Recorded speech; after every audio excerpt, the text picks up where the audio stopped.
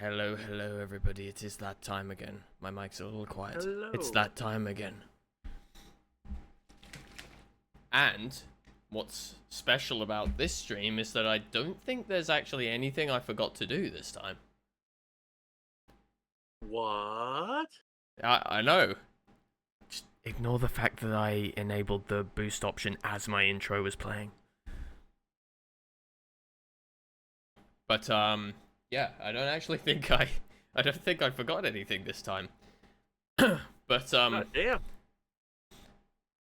yes, I don't think... I'm in two minds as to whether I'm just gonna... Oh! Update on this, on the game list, there's now Beam is on the list now. Because I figured there's a bunch of, like, random stuff we could do with that if it gets, chosen, I guess. I've just come out of, like, work with some very complicated issues today, and my brain is not with me. But that's fine. That's normal. I'm thinking what I'm gonna do is I'm just gonna, unless something pops up really quickly, I'm just gonna scramble this, spin it, and then we'll do boosts later. Alright. Yeah, screw it. You know what? That's what we'll do.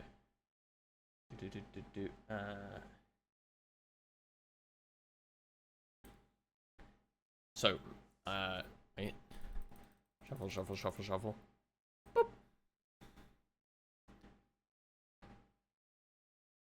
The hell is that noise outside?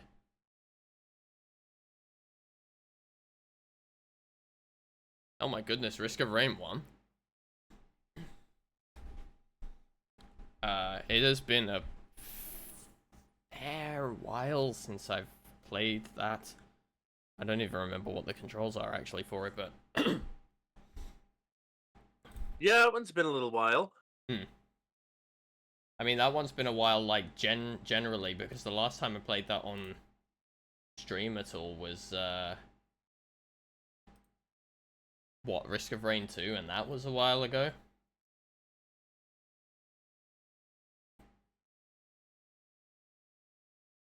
Where the heck is my... Oh, actually, it doesn't matter, because I'm going to be coming back to this later anyway. Right, so...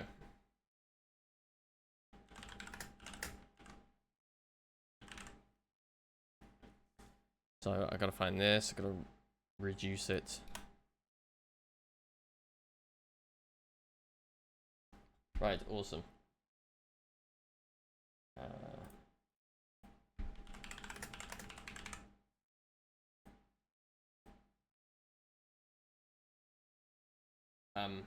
Oh, it just went back to what it was before. Excuse me.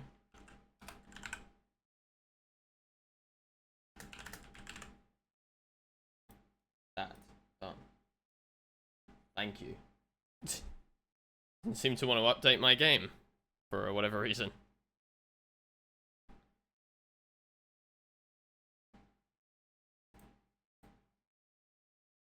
Right, okay, so let's see if this is when I find out I don't even have this game installed. Oh no, I do.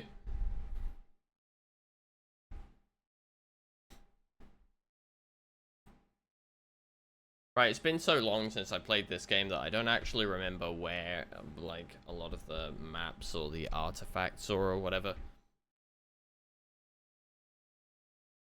I very much remember the game. But, in terms of the actual doing stuff.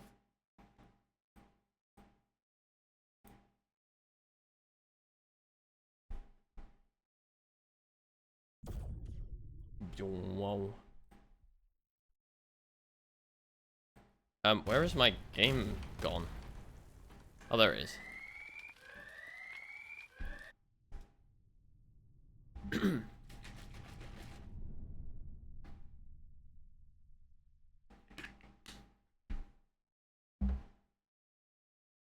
Because, yeah, for those who don't know,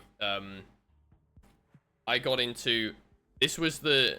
I was, like, big into this game. Like, really, really big into this game. And...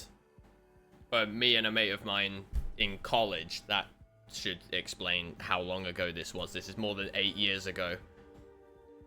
I was big into this game with a mate of mine from college, and when I heard they were making a second one, I heard that it was gonna be like third person and 3D, and I looked at this game and I was like, I don't know how you're gonna do this game in 3D, because you're surely gonna have too many angles to have to watch. Lo and behold, Risk of Rain 2, one of my favorite games ever. So yeah, when I couldn't understand it beforehand, they sure did a pretty damn good job of it.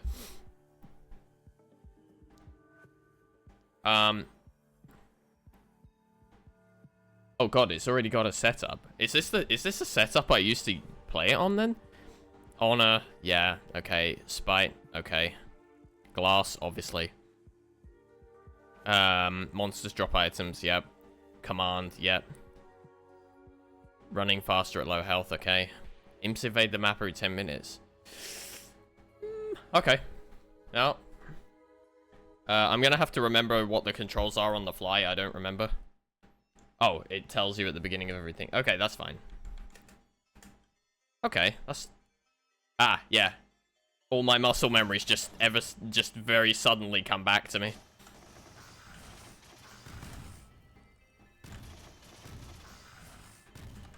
Oh. Yes, my muscle memory is back. I never forgot how to play this game. You did forget one thing, though. I've forgotten the share screen, I know, I just realized. There you go. Thank you. You're welcome. Right, so let's rush around and find where the teleporter is. Although, it might be a decent idea to farm for items at least a little bit. I don't remember what the item spawning in this is like. I imagine it's kind of like how it is in 2. Oh, gold dudes are annoying if I remember correctly. Ooh. Actually, if I need to get away, it might be beneficial to me to get hit by one of those bombs. Since I've got Spirit active. So...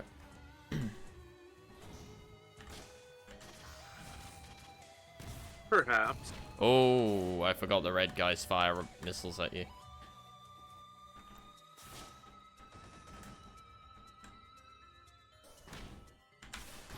Ah, dick. Yeah, that's the downside of Spirit. You run fast at low health, but the enemies also run fast at low health, so they can very easily get behind you. Yep.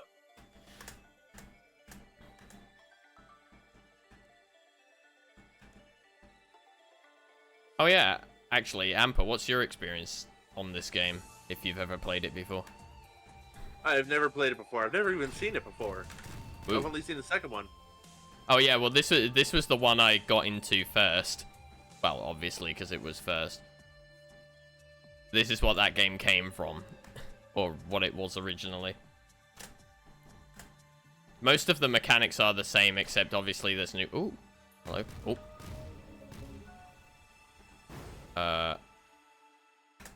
How do I select? Is it A again? It's A again. Okay. Oh, I gotta remember what my loadout was. Ooh. No, wrong button. Ooh. I didn't mean to suppress, and I also didn't mean to dodge.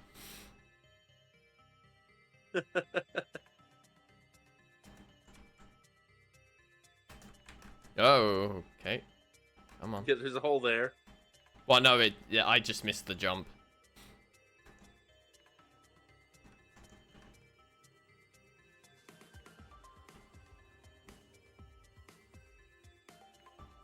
One thing I can always say has been a theme about Risk of Rain games is that the soundtracks are absolutely incredible. Oh, yeah. Come on, where is this teleporter at? Watch, it'll be in the top left corner, the one bit of the map that I haven't checked yet. Well, aside from this bit here that I'm checking now.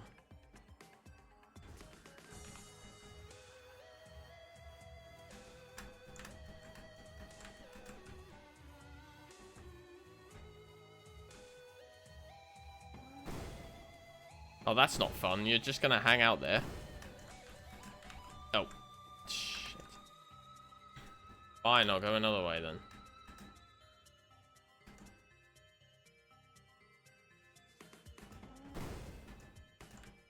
Right, it's not here.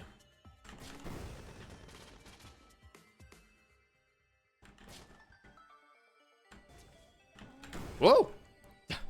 Fucking hell. That was an ambush if I've ever seen one. Well played, my friend. Popped up and killed you. Yeah, some of them have a nasty habit of doing that, and since I've got elite, I can't remember what the artifact is called, but the one that makes it so that the only things that spawn are enemies. It means that not only do you have different enemies based on what area you're in, like you would normally, but they spawn less often, and they're always the special type. So once you get like to the higher difficulties, you don't even get a break by just getting a bunch of normal enemies spawned. Like every single one of them has a special attribute. Come on.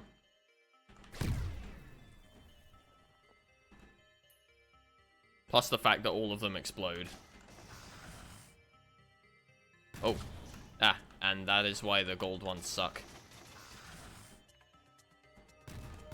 Hi, Nora. Hey, Nora.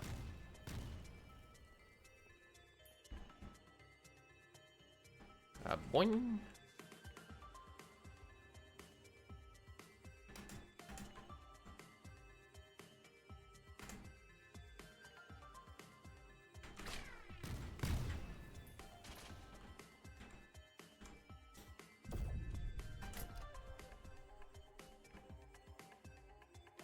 How did Riven go? Rocky start, but we're doing alright for now. A lot has changed about it. I didn't expect so much of it to be different, but a lot of the, like, the, puzzle solutions are different. Oh, why does it have to be a gold boss?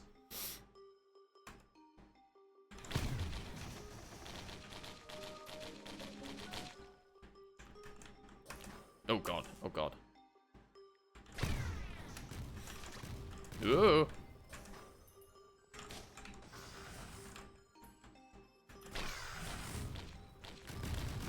Oh.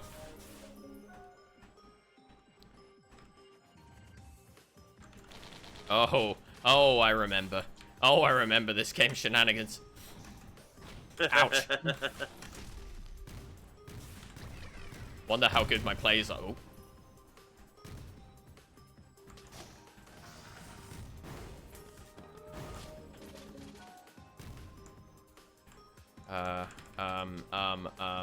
That one. How do you even use that? Oh, that's how you use that. Ugh. Ah.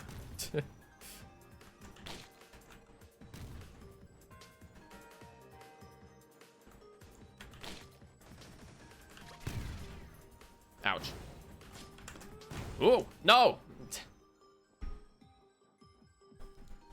Ah, just as I get, like, items spawning. Oh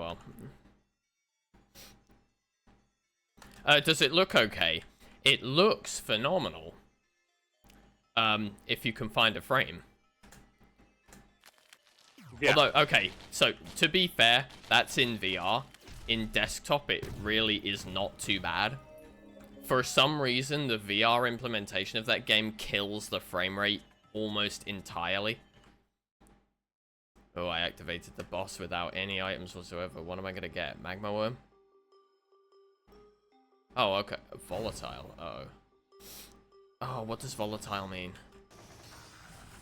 Oh! Oh, that's what volatile means.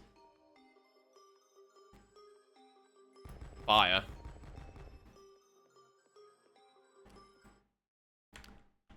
Okay.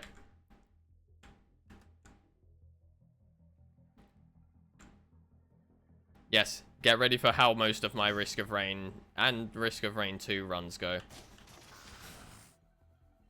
A whole bunch of me failing to get going and then one semi-decent run.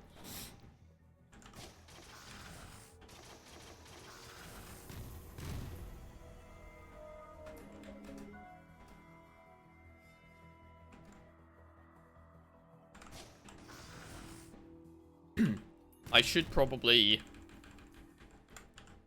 spam for items a little bit. Starting off, I think. Probably. Before, or at least I know where the teleporter is, but just hang around here and get some items. I don't really have to go anywhere now that I've found the teleporter. Everything will just come to me.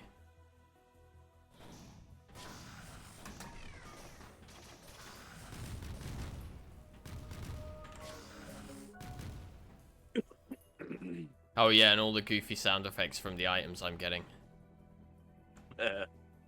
Yeah, when I start hearing stuff now, or sorry, when I start attacking stuff for the first time, you'll start hearing donk donk as I hit it for the first time.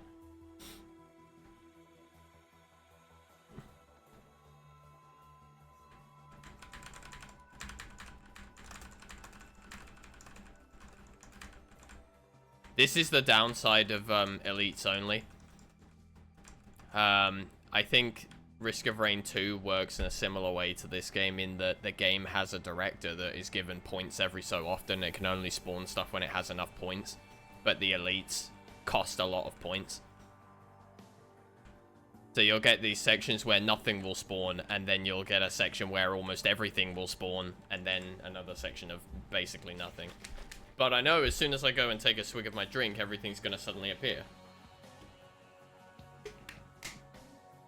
No? Huh. That is a little unusual. Oh, come on, where is everything? I need some items. Thank you.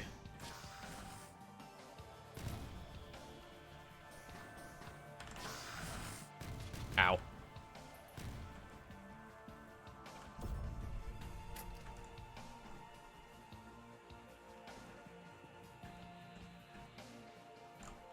Oh, that's not what I wanted to do.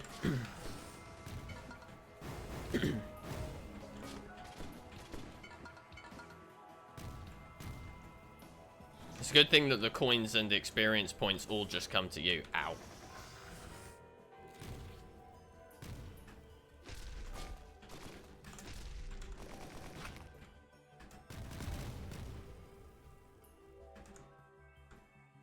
Because otherwise it would be a nightmare to go around and collect everything.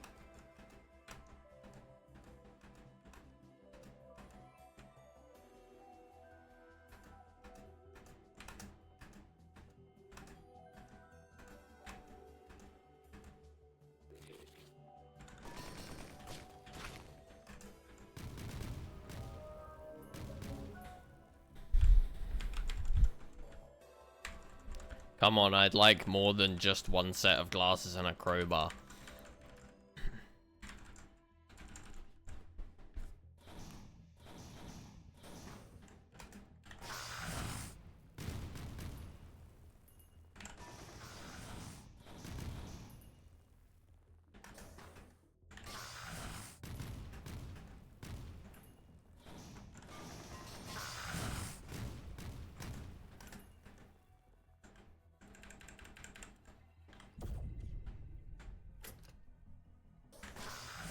Ow. I thought I was going to be able to get him before he got a hit on me. Okay, let's just go.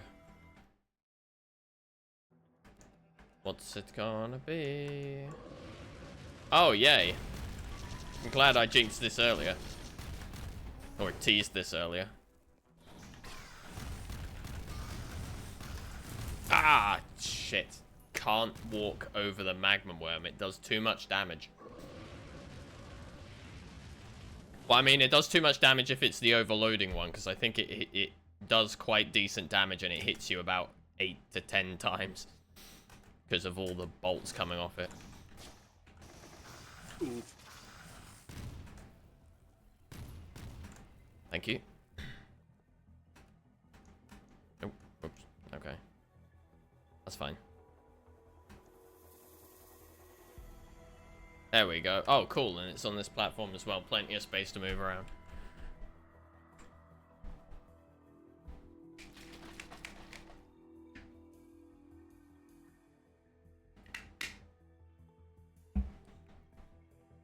If this run dies, I might go in and turn off. Oh. Ow. Okay. I am going to turn off elites only.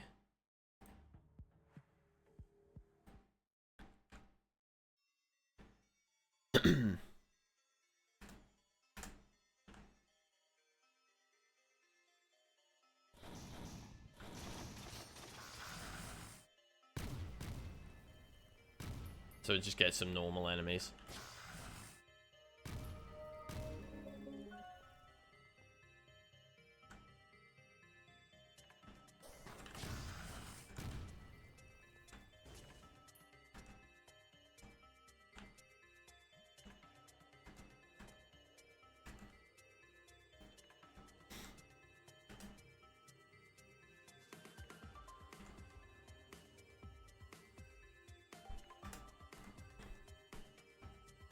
I'm a grasshopper.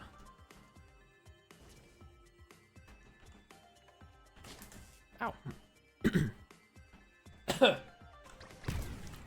What the f- oh.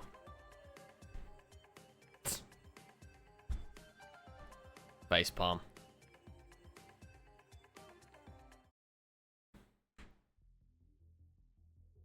Yeah, so don't be near something that's in a wall when you kill it, because when it spawns the bombs, they all explode immediately. Ow. Wah.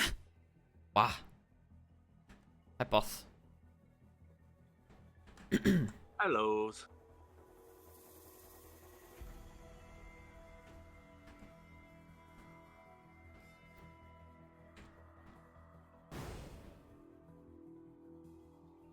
Wait, hang on. If the teleporter's not here, then it can only be up top. Ow. Ow. What the? When did you spawn? Hello? Oh.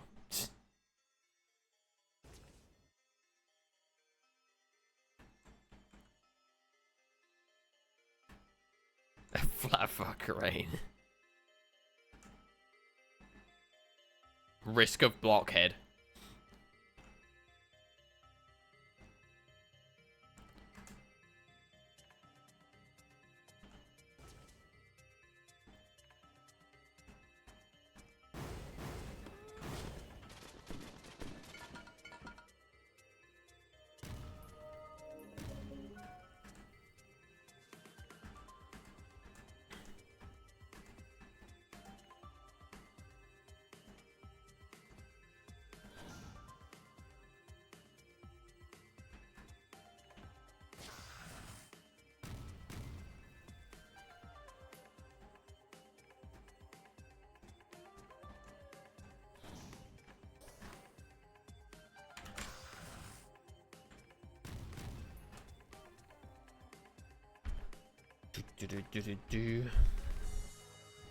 I gotta try and remember what my item loadout is.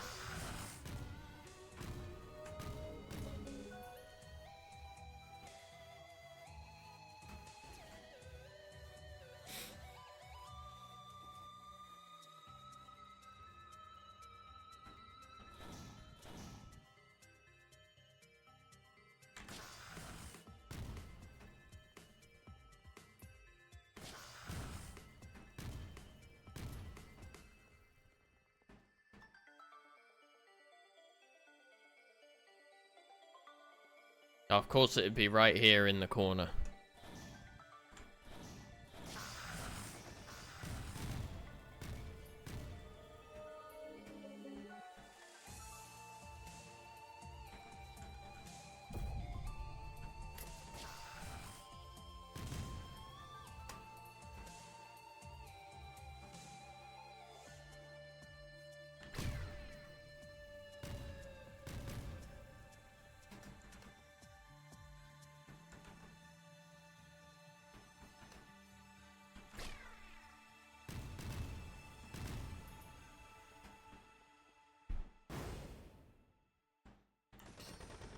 Oh, those guys are no fun.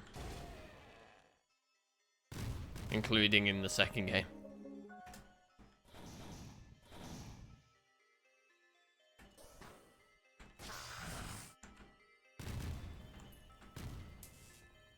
Ouch.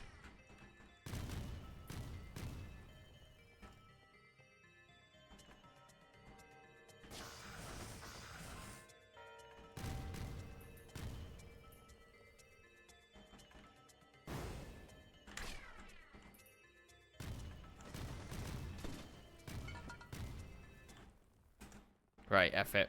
We're doing it.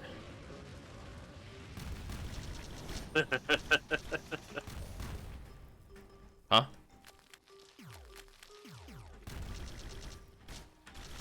Ooh.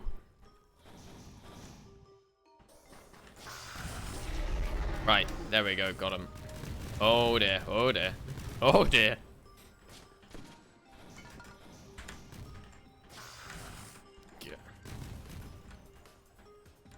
Yes, I like the use of these bombs when I need to move quickly when there's nothing going on, but any other time, they're a nightmare.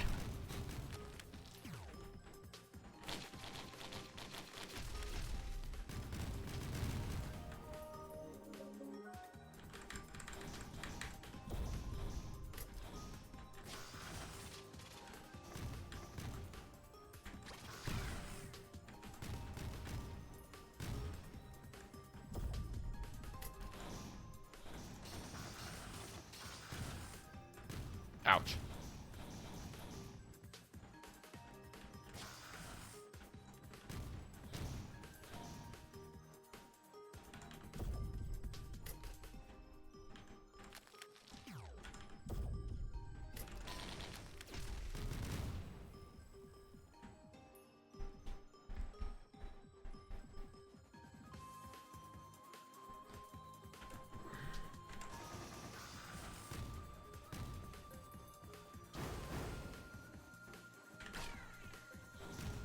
I'm hoping it's gonna spawn me an orange before that teleporter is up. Because I would quite like to get missiles to deal with those guys from a distance. Because that seems like something difficult to take out from up close. Oh, yeah, that's right. In this, unlike in the second game, in the first game, you have to kill everything that exists on a map before you're allowed to continue. Aha! What a stroke of luck.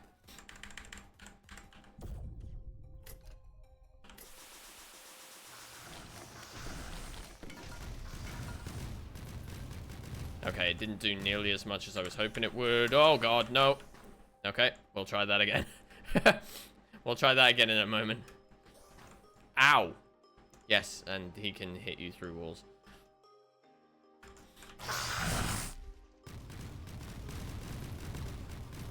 Awesome.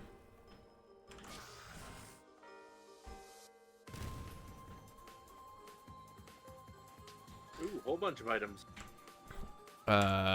We're gonna get...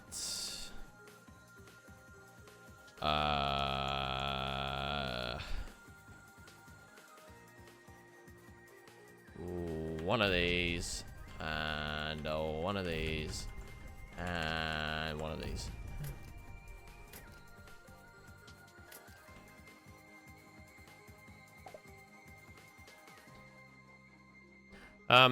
I'll stick with the disposable rocket launcher. I don't need another orange. Oh, okay, so I don't exactly remember why, but I know, oops, but I know this map is an absolute nightmare. But like I say, I don't quite remember why.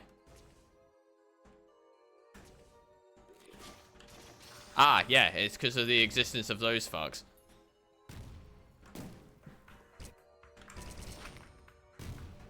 They have a laser, like a laser beam lock-on attack on you, and it's difficult to dodge if you're already committed to a direction. Ow, that's fire.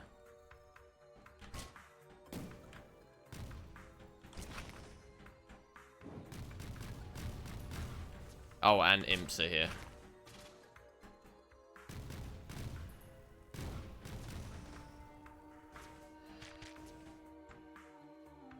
What are you gonna do now? Oh.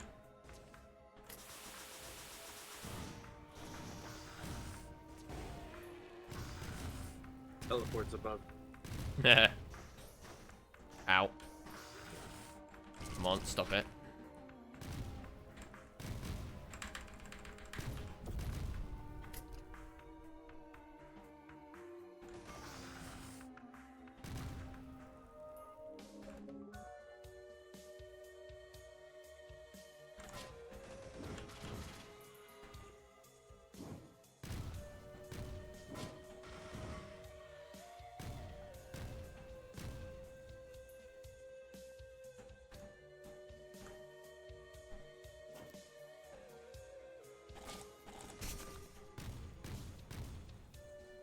Oh yeah, those guys can spray poison clouds around.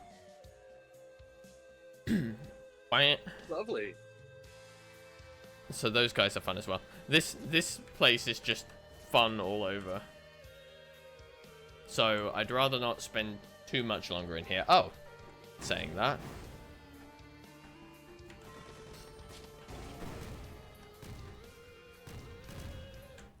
Right, what boss are we gonna get? Oh, okay, cool.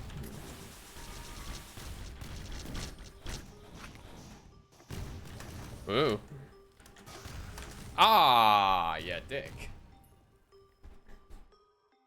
I wasn't paying attention for the circle on the ground.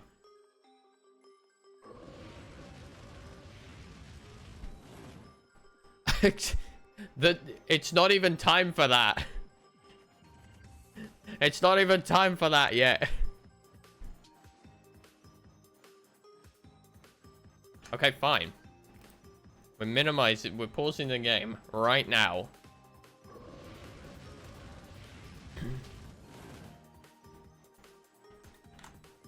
Right, there, done.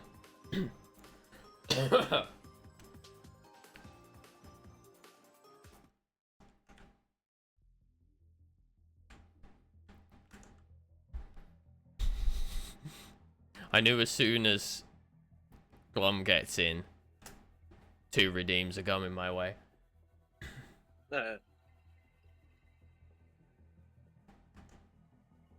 It's gone from a joke to an obsession. Yeah, I was just saying that to who was I saying that to?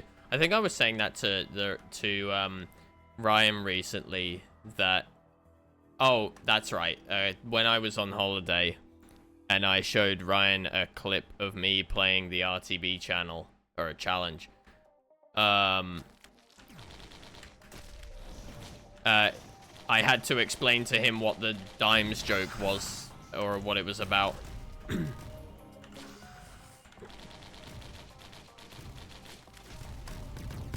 Ah! I couldn't get to the ladder in time. I should have planned that a little better. I forgot that the bosses threw so many bombs. But yeah, I had to explain to Ryan what the dimes joke was. And, what the whole thing about the face cam obsession was. Ah. Also, Glump, do you want to be annoyed? There's currently... How many? 2, 4, 6, 7. There was 7... slots for facecam stream on this spinner when I span it earlier. Spun it earlier. English isn't my best language. There were 7 on here, and it chose this game, of which there were only 2.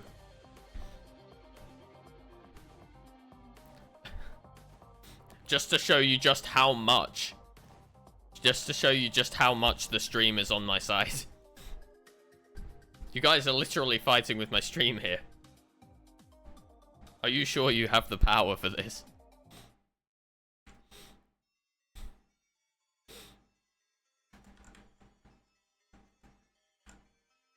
You dare challenge the power of my stream.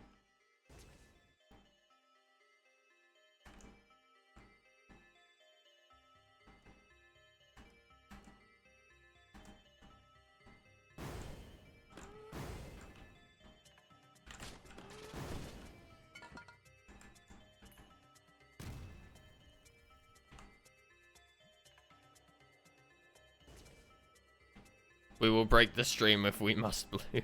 Honestly, I don't think I need you guys' help to break the stream. If that's alright. I think it does a pretty good job. To happen naturally. Yeah, it seems to have a good. It seems to do a good enough job of that on its own. Thanks.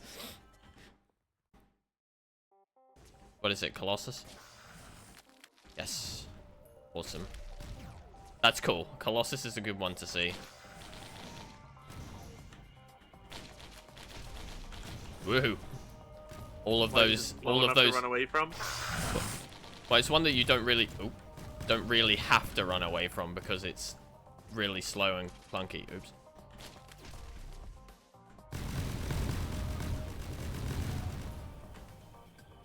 And that's why Colossus is quite a good one to see. Wandering Vagrant is pretty is kind of scary to see, and Magma Worm is extremely scary to see. There are some others that appear in certain areas that are kind of scary to see, but I'll talk about them a little later if we happen to see them. Now, rather than getting Infusion, instead I'm gonna get this one. Ooh. Elite mobs have a chance to drop items. Yeah, so this kind of increases our chance of getting items a little bit, but it has more of an effect, obviously, once elites start showing up properly, because it does get to a certain difficulty when it is mainly just elites you're getting. Oh, oops. Oop.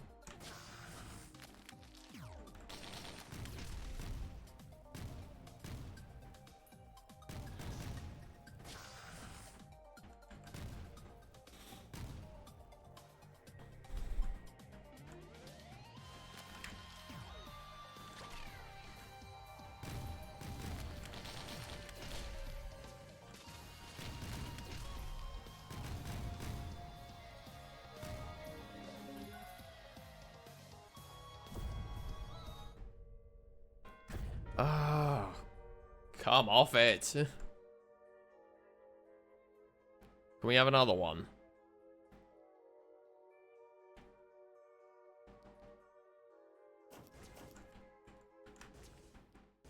Right, I don't have any bleeds, which is not fun. I don't have any healing, which is not fun.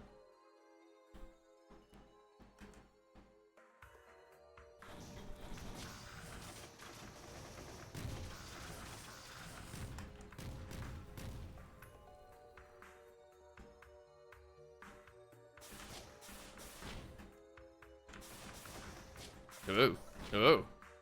This one's aggressive.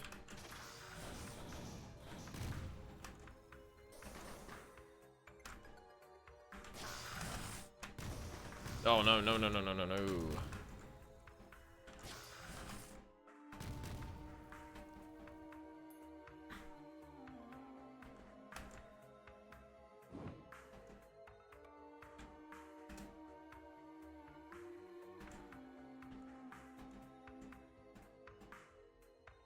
Ah, there it is. I would rather not spend too much time in this area, so... Oh, good. Yep. Damn it. Again, buttons. Remember the buttons.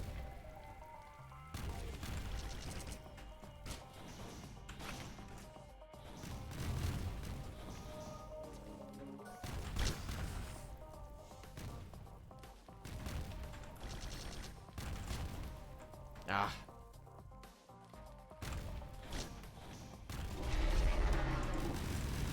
Ah.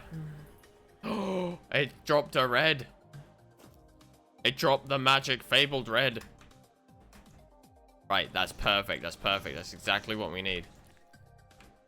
I just need a safe time to choose it. Ah! Ah! Ah! Awesome. Now everything dies.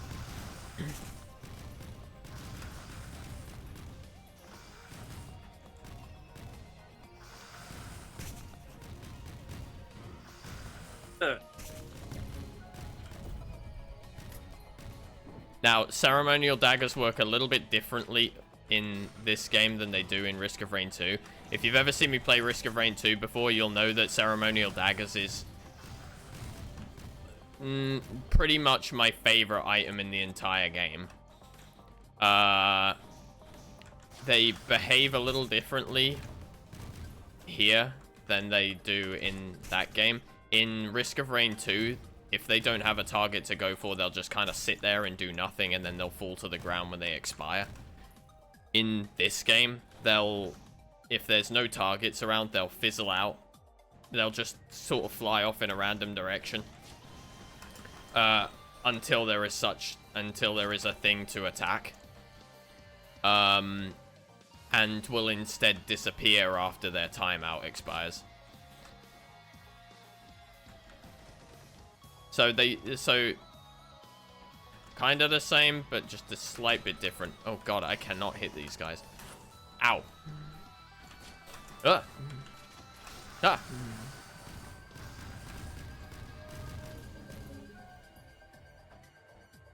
Alright, we're good. And yes, it is also a thing in this game that when one ceremonial dagger kills one thing, it will still spawn the 4. 4? It's either 4 or 5. But when one dagger kills one thing, it will still spawn 5 extra daggers. So you can, if you have a lot of enemies in an area, you can easily chain reaction a lot of daggers. That would eventually just wipe the map. I am not doing well for items. I'm in the 3rd area and I only have 4.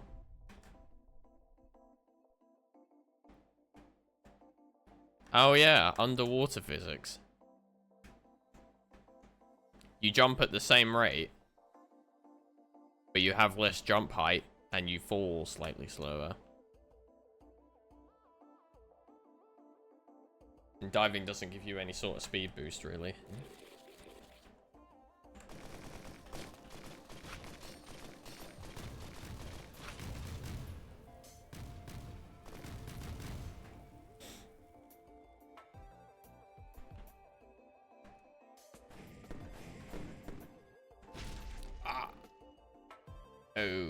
Okay. Ouch. Ouch. Wait, what? It was a Lemurian that killed me? There wasn't even a Lemurian there. Yeah, there was. It was standing behind him. What, that thing that's running around? That's a, oh, what are they called? They're not Lemurians. They're, I can't remember what they're called. They're like these, like, assassin thingies. I can't actually remember what they're called. Hang on. Be able to tell you. It had just spawned and was standing behind the big guy. This thing. The Clayman. That was not the one that I noticed. Oh, really? Huh. I was going to say, because I saw the beetle there. I must have missed the Lemurian then.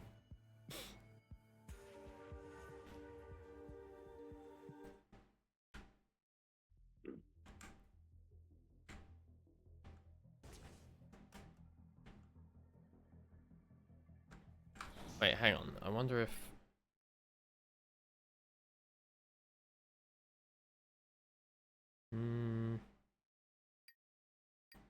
Nah.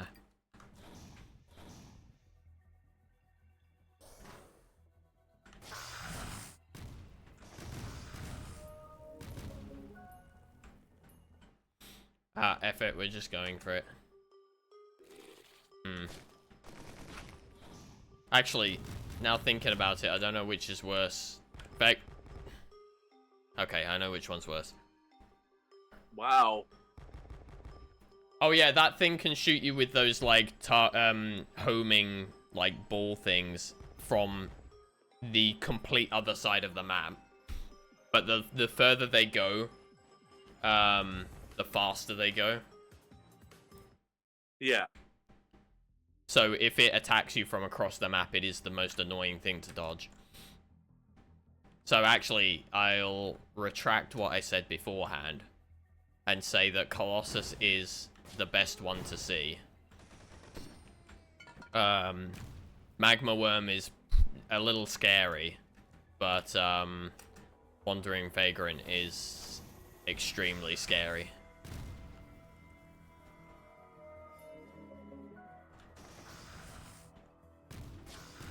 I think I was thinking when I said about Magma Worm being really scary. Oh, here's something.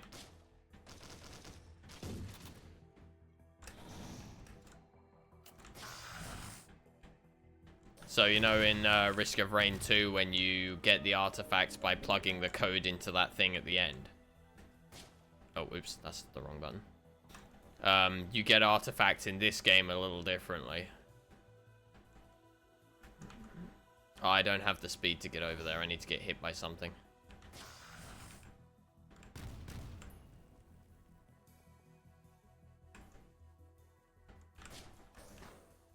Preferably not one of those, because those will outright kill me.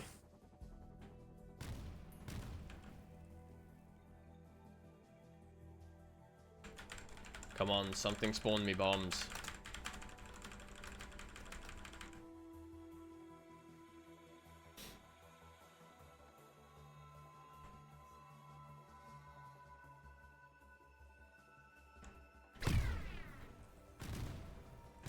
Really?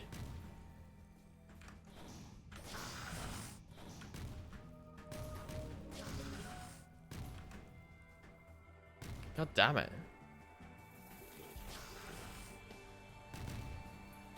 The time when I actually want to get hit by a bomb.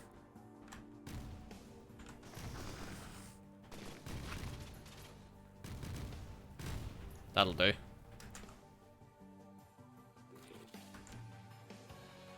One, two, three. Which one is that? Oh, right, okay. Yeah, and that's how you unlock artifacts. Now, unlike in Risk of Rain 2, in Risk of Rain 2, you can go to the areas where the other artifacts have spawned, but if you do that, the artifact won't actually be there. And there'll be nothing to do.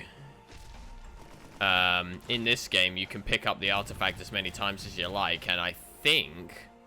I might be wrong on this, but I think... it might actually activate its effect once you grab it, though I could be completely wrong on that. Oh. Ah, the ukulele. That's what I was looking for earlier.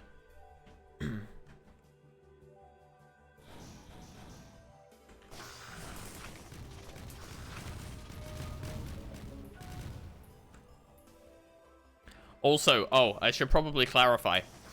I know that Hoppo Games was, or what, however you pronounce it, I can't remember, was either improving, making an improved version of this game, or they were just completely remaking this game, but adding in a bunch of items from the second game that translate well. I don't know if they were doing it to this, or whether they were doing it to a completely new, like, instance of it. Ooh, that was close. Hmm.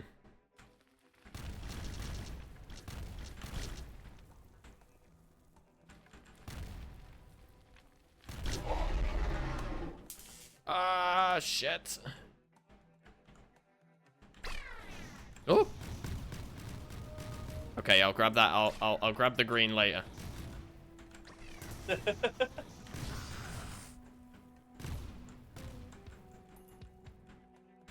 You're getting a little swamp there. Oh. Ah.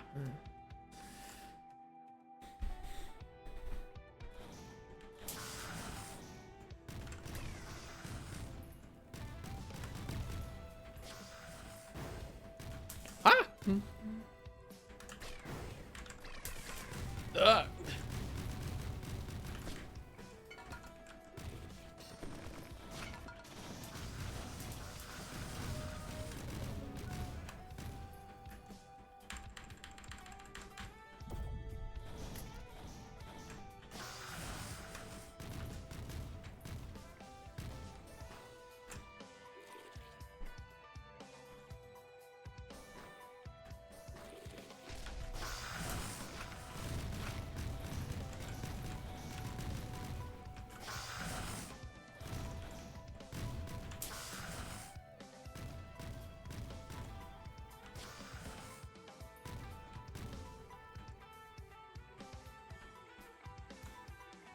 I'll grab the items once I'm in a state where things can't spawn right next to me.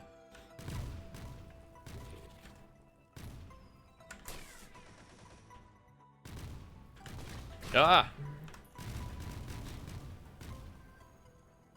Okay, should be safe to grab items now. I'm gonna get that one. We're gonna get... that one. We're gonna hit the wrong button. We're gonna get that one again.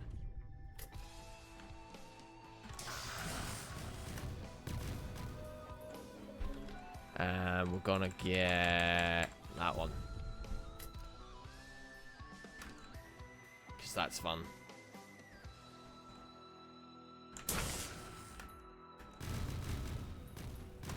Oh, there is a straggler still.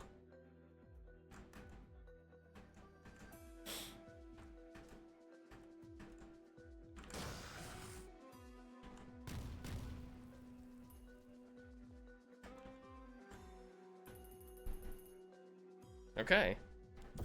Now see, the amount of items we've gotten now that we're on the second area, is about what I would expect. Ouch.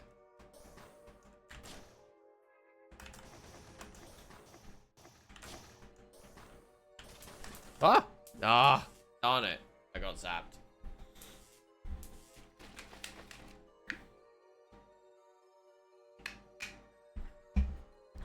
That's glass, though. Glass is fun.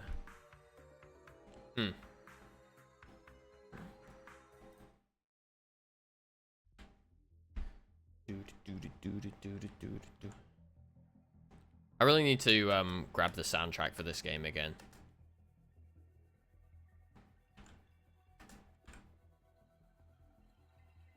Oh, looky.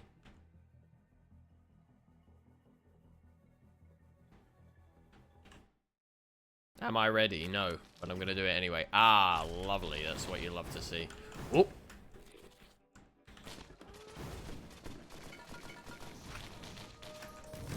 Oh, jeez. Oh, jeez. Oh, jeez.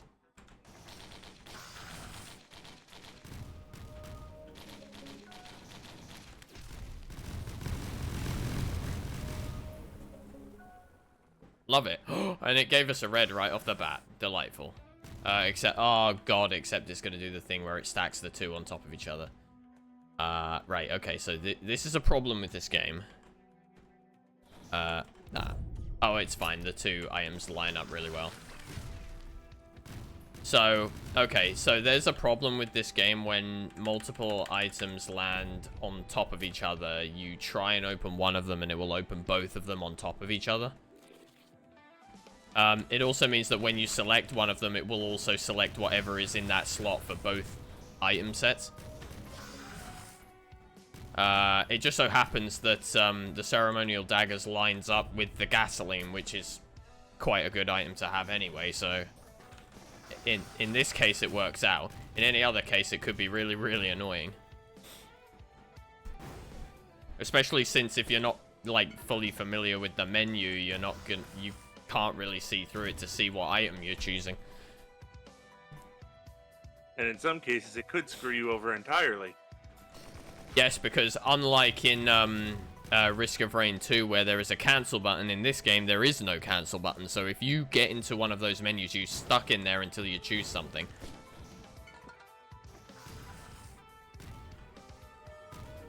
Ow. There we go. Or at least, if there is a cancel button, I'm not aware of it.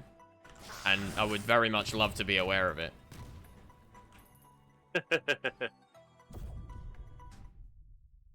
Ooh, this place is fun. Although, then again, there are, this area is fun, but there are parents in this area, which are like big, shiny humanoids. Again, if you've seen me play, Risk of Rain 2, the tall, white, glowing guys with, the yellow, like, rectangle for a face is a parent. I know the parents are in this, and though I don't think the grandparents are in this one, which are the ones which are basically the same but with circular heads. Oh, this got opened up at some point. Whoop. Oh. Okay.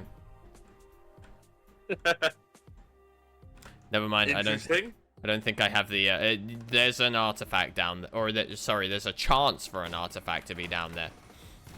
But yeah, there you go. There's the parents. I don't think the grandparents are in this game. Thank fuck. Ooh. These are the bombs.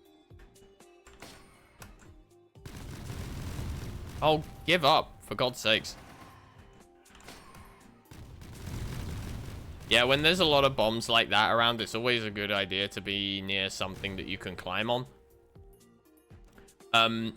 The way the bombs work is they bounce 3 times, and then when they hit the ground the 4th time, they explode.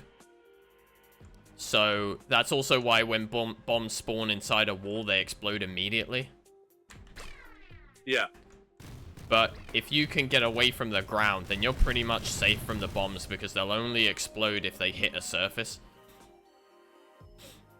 And they're a lot less likely to hit a vertical wall than they are to just hit the ground.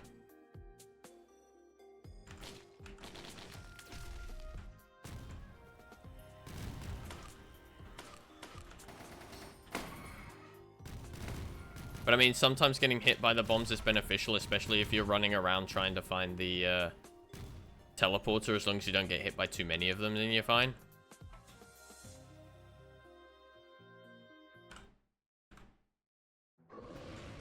Ah, cool. Oop.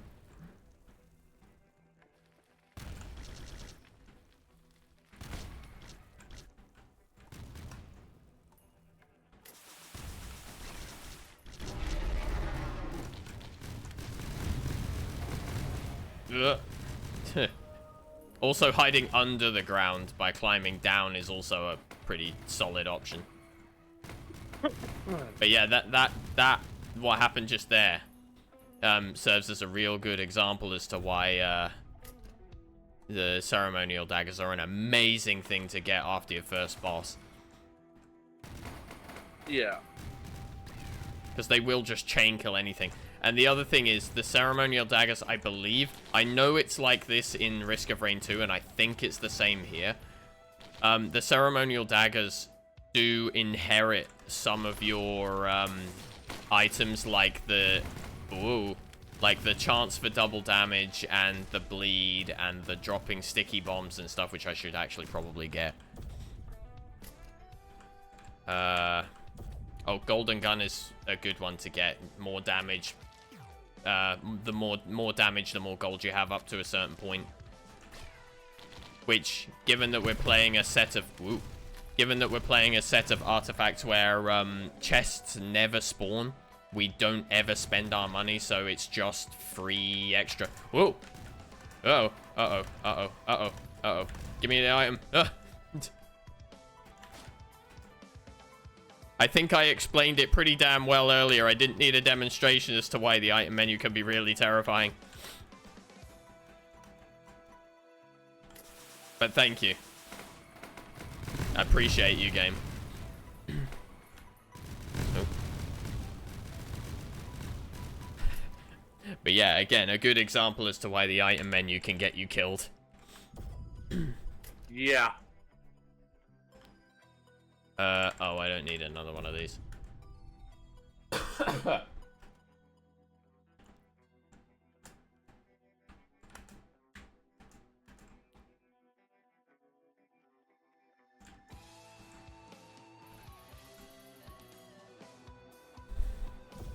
The only downside of the golden gun is that, well, I mean, there isn't really a downside because when you get the golden gun, it is just extra damage. It's just, to get to its maximum, it takes a while to charge up. Because the maximum amount of extra damage you can get from it is quite high. Oh, will you get on one side of me, please? Ooh. Oh my god. Someone posted on Twitter, traumatize your fandom with one image. Okay, I'm intrigued. I'm morbidly curious to know which fandom. Platonic responded to them by saying Kazooie is always pregnant. Yeah, right. That's not the one I was expecting you to say. There were two possibilities that I was expecting you to say. One of them, and I'm not going to explain either of these. If you know, you know. If you don't, then good for you. But, I was expecting you to either bring up... What? Consider the first-person shooter segment of Banjo-Kazooie. I hate to admit this, but I never actually got very far with Banjo-Kazooie when I tried to play it not that long ago. You run around as Banjo in first person, wielding Kazooie as the weapon. Shooting eggs at things. Right. Oh, jeez, this guy's scary. This guy's scary. This guy's really scary.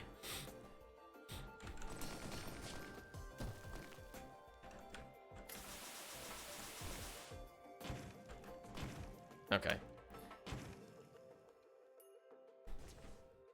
But like I say, I've not played Banjo-Kazooie properly, so that reference I wouldn't get. No, the things that I was expecting you to bring up was one of two options. It was either the jar or the cheese grater. One of the two. And no, I'm not going to explain either of them. Oh. Oh god, here's our invasion. Ah! Run away!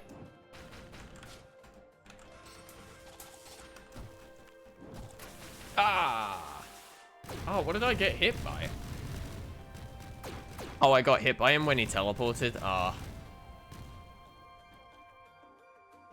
But yes, either of those two options were what I was expecting you to say. Oh man, I could have come up with worse than that. Those two are fairly simple. Yeah, they're simple, but that wasn't the point. The point wasn't to be complicated. The point was to traumatize the fandom.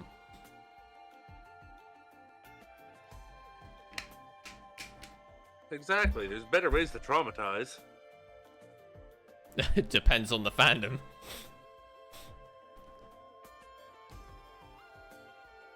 Also, when I'm playing this next run, if we even get to the second or third area, someone needs to yell at me when the timer starts getting close to 10 minutes. Because that's when I need to start planning ahead. When it gets to around 9 minutes, I need to start thinking about where I want the imps to spawn.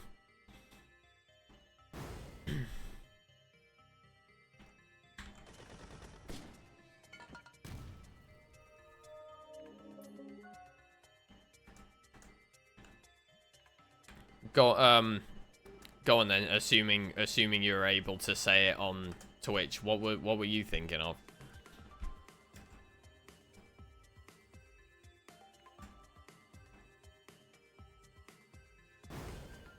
He's debating in his mind. What do you mean? What I was thinking of? You said you had something worse. Is it like bad? Oh, bad? I can come up with many worse things, but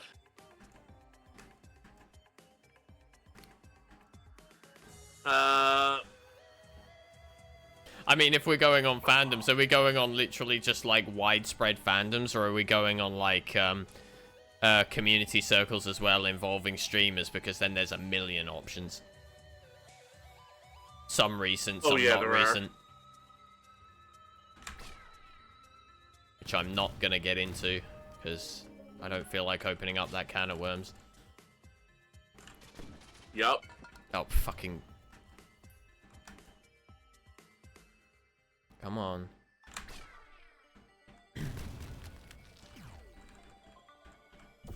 It's just funny that Platonic responded because it's on that one because Rare was the one who made Banjo-Kazooie.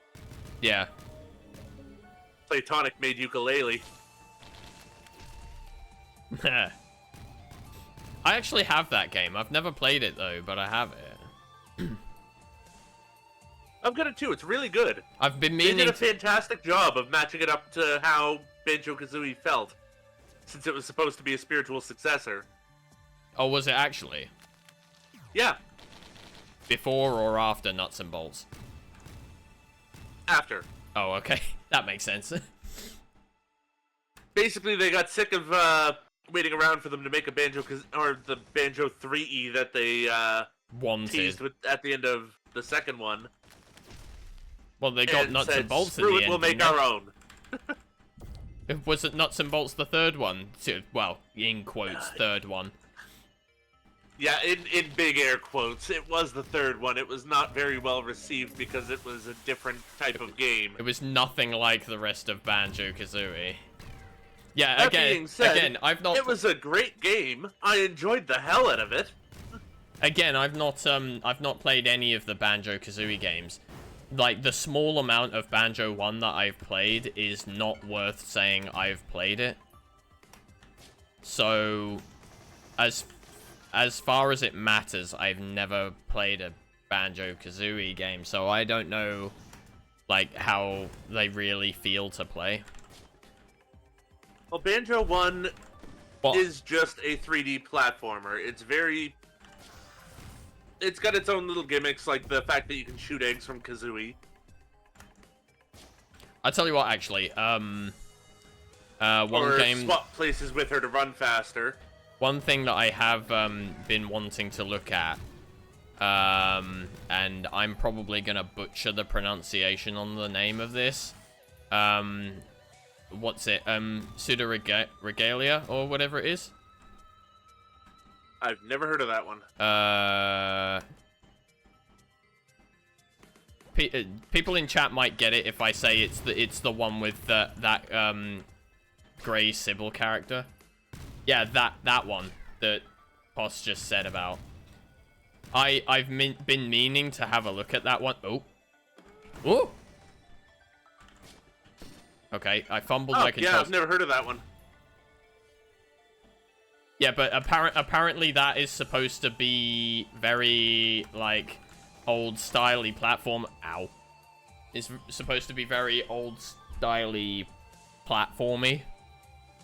Kind of like that to a point, but I think simplified, maybe? Again, I've not actually looked at it, but it's supposed to be a little bit like that, supposedly.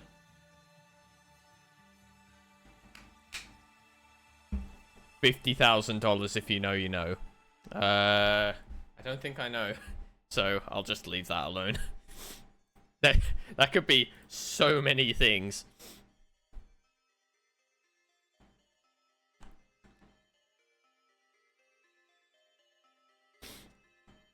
Kinda, sorta. That's a... Kinda, sorta what? I love the movement style in that. I'm just looking at a clip of it now. Oh, I know Lidus has been playing a lot of it, or was at one point playing a lot of it, and that's what kind of piqued my interest in it. So I went to him and I was like, here, I've heard about this game a little bit. Is it any good? And, he spoke pretty highly of it, so I'm like, okay, I'll check it out at some point, and I still haven't checked it out, and I've been meaning to. Uh-oh. It looks really good. I like the, I love the movement in it. Ow. The movement brings to mind Warframe very much. Oh, I've never played Warframe.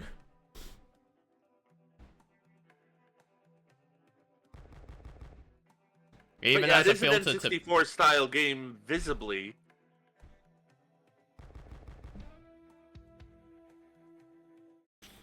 But it's not quite the same kind of platformer.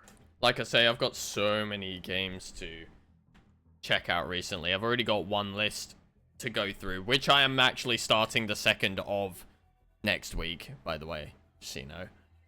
If anybody remembers the vote, then The second game in the list is starting next week. It's good, but you need patience for it. You will get lost. Lost. I like how my brain just read that and understood it perfectly, but didn't even register the fact that it was spelled wrong. And then I immediately say spelled instead of spelt. Well, spelled is correct. Is it? I just dumb. Yeah. Spelled. I thought Spelled. Is spelt not a word, or is that is that a southernism? Oh, that might just be a southernism then. Because I'm sure I've written spelt like spelt. Yeah, no, that's not actually a word as far as I know. Are you taking the piss now, spellend? Oh. Sorry, it is a word. It's a type of grain. Oh, okay. In which case, it must just be a southernism then. Or a Chavstanianism.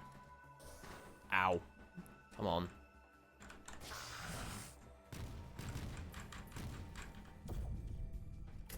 Actually, holy crap. Apparently, this is a very rare example. Spelled is acceptable in all varieties of English. Okay. However, unlike most things where the US fucks it up, the US does not accept spelt, but British does. Ah, right. So I'm not crazy for thinking that's how it is, because that is actually one of the ways of doing it. Ha! Ha! I'm not crazy.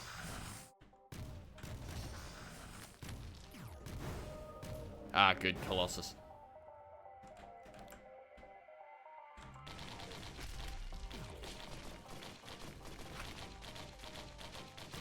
Ow. Don't get too close to him. Ooh.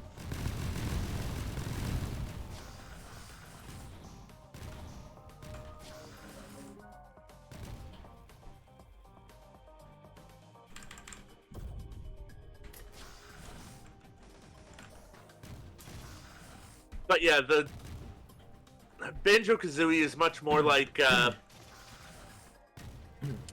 Ukulele. Super Mario 64, but with Oh, right, yeah. Which I've also not ever more played. gimmicks.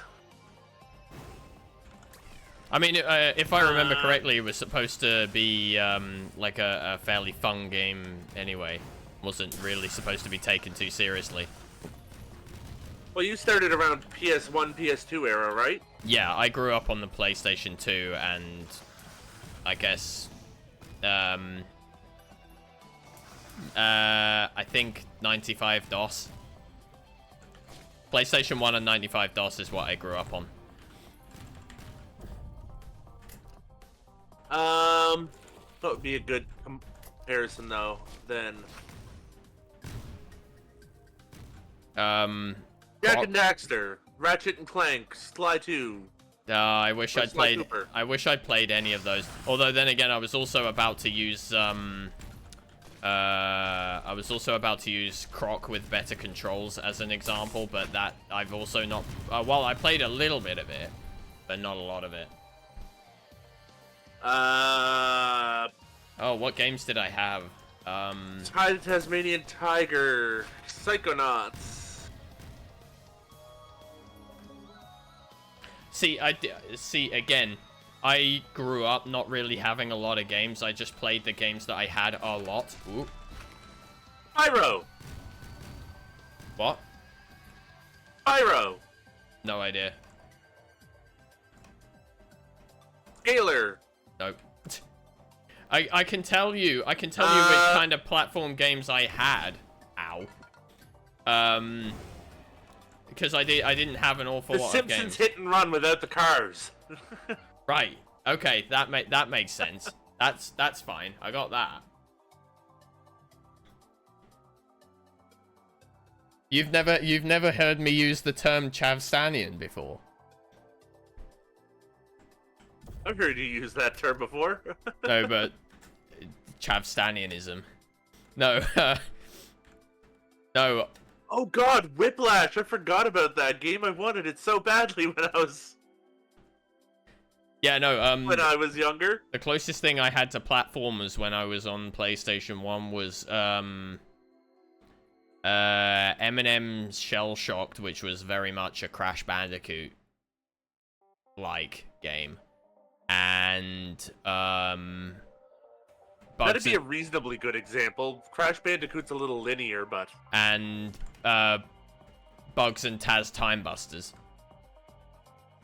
yeah, those would be reasonable comparisons. Yeah. Also, okay, so just because Poss hasn't heard me, for fuck's sakes, because now I gotta see if I can find a. Because Poss hasn't heard me use that phrase before. When I say Chavstanian, what I'm referring to is the sort of typical Chav accent from Southeast England, specifically, because that's where I grew up. So I fall into it every so often, but my mother tried to teach me to speak properly, so I have this weird mishmash of proper London English and what I refer to as Chavstanian. So it often trips people up when they try to guess where I'm from, because it doesn't really belong anywhere. Are you just gonna keep bouncing? Come on. Okay, I guess you're just gonna keep bouncing then.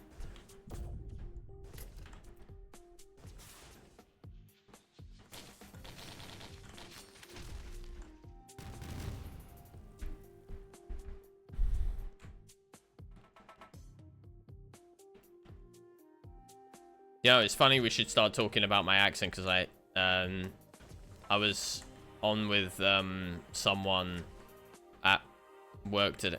Why can I not grab this? Come on. Grab this. There we go.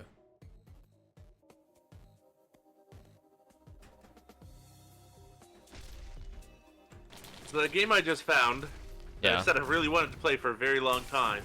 Yeah. Oh god, oh god, oh god, oh god, oh god. A somewhat crass platformer.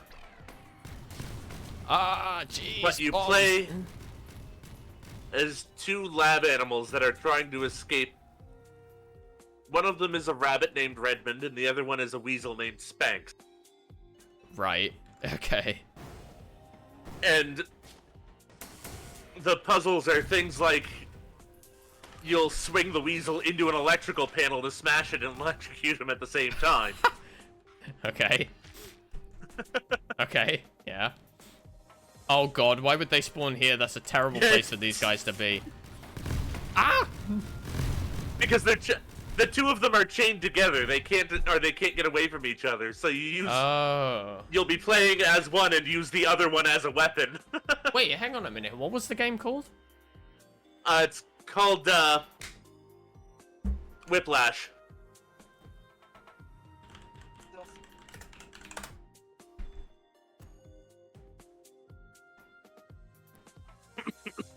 Oh, well, that's PlayStation 2, but yeah.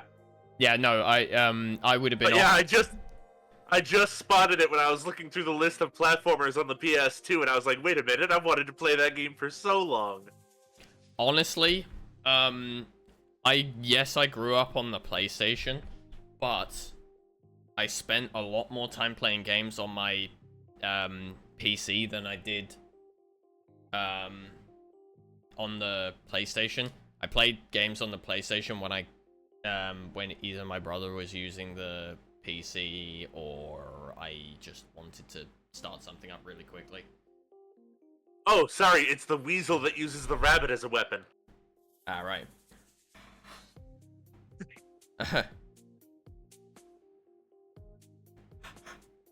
But yeah, I played more PC and DOS games than I did PlayStation 1 games. The likes of like Theme Hospital, Settlers 2, Toxic Bunny. Yeah. I had a fourth one in my head and it's completely gone. What was I gonna say? Theme Hospital, Settlers 2, Toxic Bunny. What was the other one? Ah, I had another one in my head. What was it?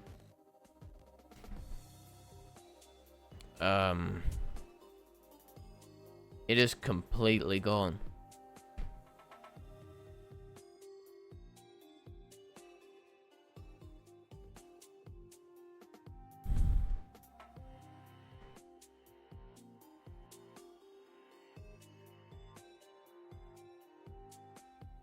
Nope. I don't know. I have no idea. Oh, I did, when I was younger, I did try and play the animal game.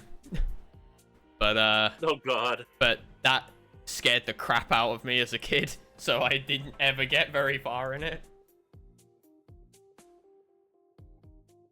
I know what it was that kind of half, like, traumatized me into not wanting to play it anymore. I know exactly what it was.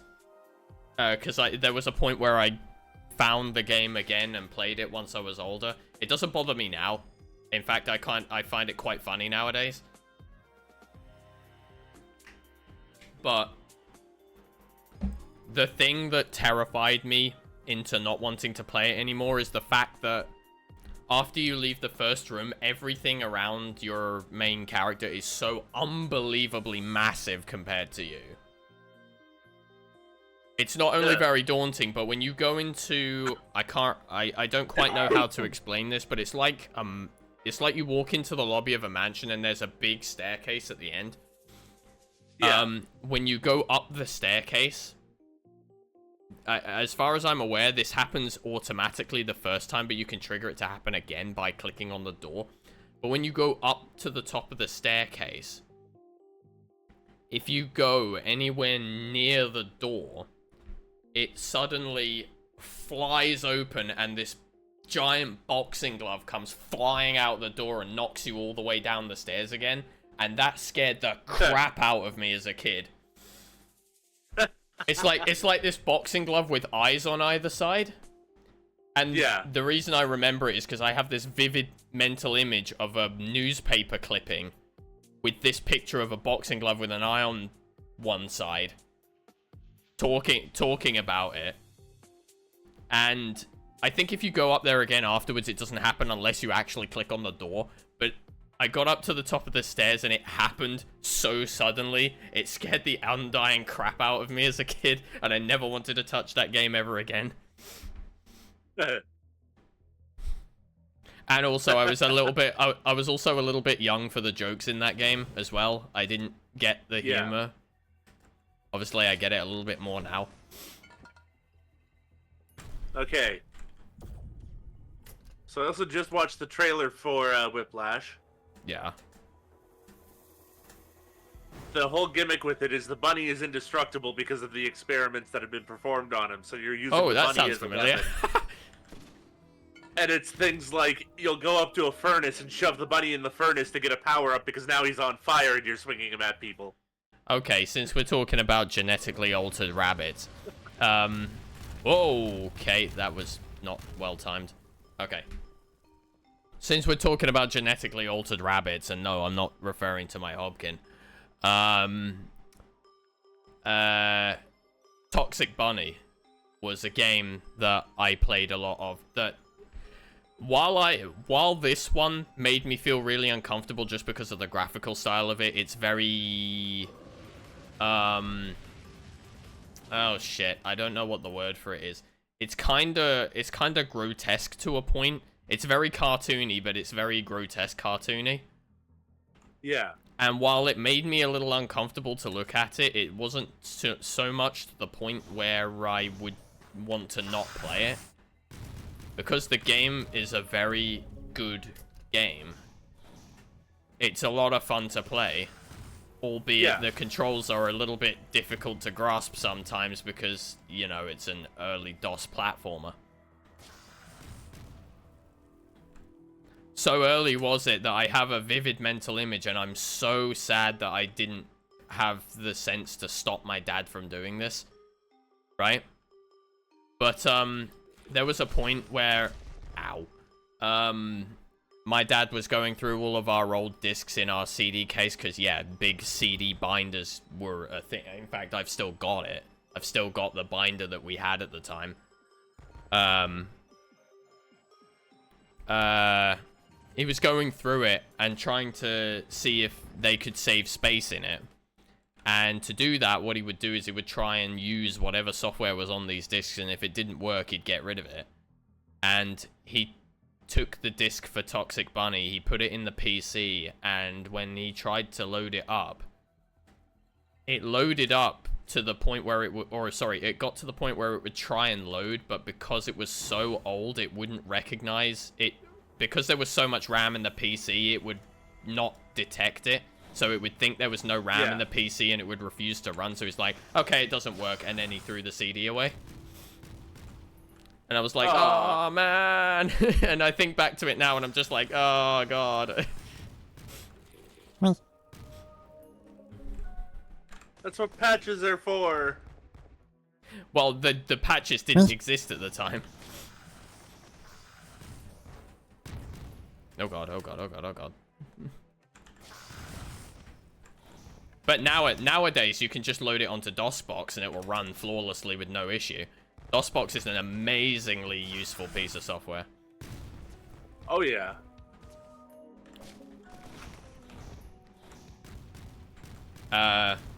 It's like if you're a veteran of my Twitch stream, you'll know that at some point I did like a series of Christmas streams where I played a Christmas map of Settlers 2 on stream. That would have been using DOSBox, and it just allows these games to run absolutely flawlessly.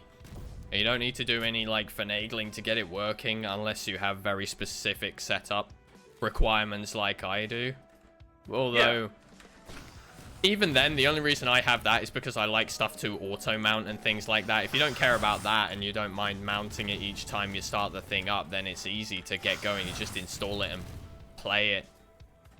Find a folder where all your games are, and that's it.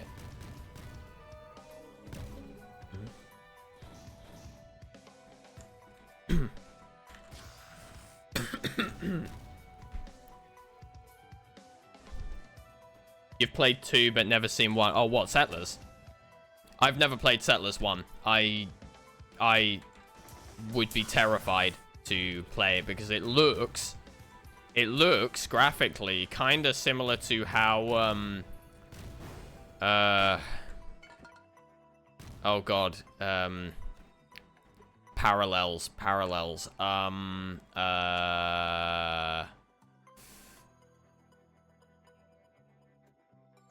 No, I can't think of one. I loaded up. I was really confused at first because, or when I first loaded it up, I didn't play a lot. I didn't play much of it. I don't even think I got in the game, actually. Because I think I had troubles getting it to run. But,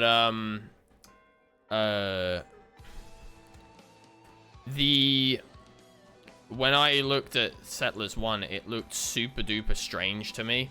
Because if you look at the menu for Settlers 1 and compare it against the menu for Settlers 2, it looks like the game should be the other way around. Because the first game looks a lot more graphically interesting, but the gameplay in the second, the graphics, I think, took a step down in the second game. But the trade-off with that is that the game is so much more complicated and so much deeper in the second game. There's less... Oh, for crying out loud. There's less power spent on the graphics and more power spent on the actual running the game. Which I can appreciate. I come back to it all the time, and I love the graphical style of the second game. Although then again, that might be because I have a soft spot for those old kinds of... graphics, but it's still a very good game even today.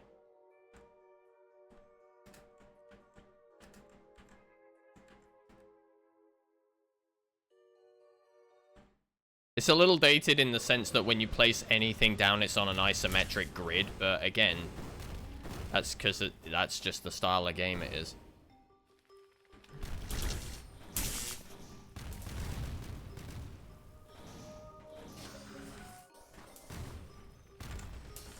Oh god, I missed.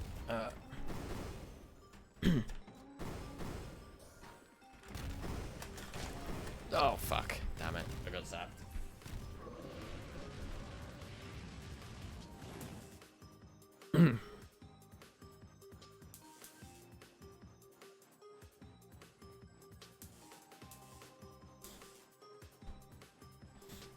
DOSBox, your hopes are up. What do you mean your hopes are up? I've literally used it on stream before.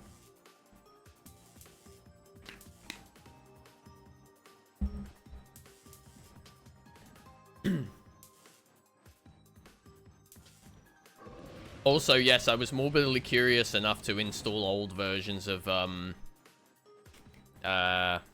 Office onto my 98 VM for shits and giggles. What I wanted to do at some point, and I still kind of have the plan to do this, but is to go through each major iteration of Windows operating, or well, actually I can't say Windows operating systems. Go through each major iteration of Microsoft operating systems and try and just use them in my spare time for like a couple of days to a week, maybe. And when I say all of them, I mean all of them. So going from like, if I can find enough software to actually make it interesting, because obviously if you can't, then there's very little point in doing it. But like, DOS 622, I think Windows 1, Windows 3.1, 95, 90, or yeah, 95, 98, 2000, ME, XP, Vista, 7. Although once you get to Vista and 7, there's not really a lot of difference between those, because those, everything from Vista, no, sorry, everything from 7 upwards basically behaves the same.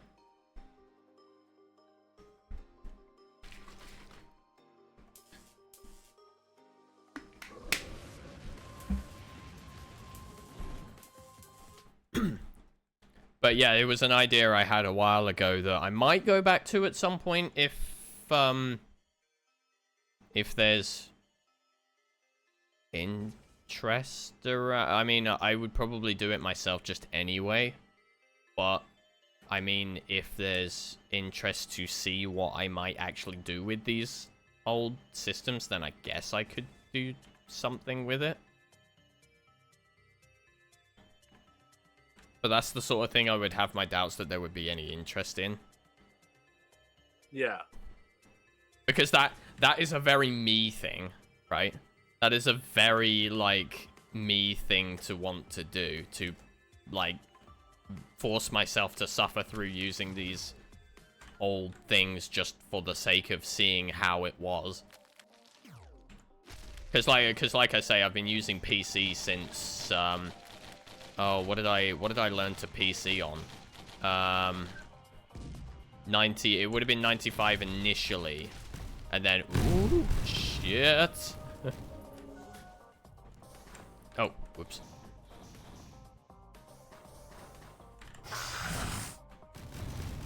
It would have been,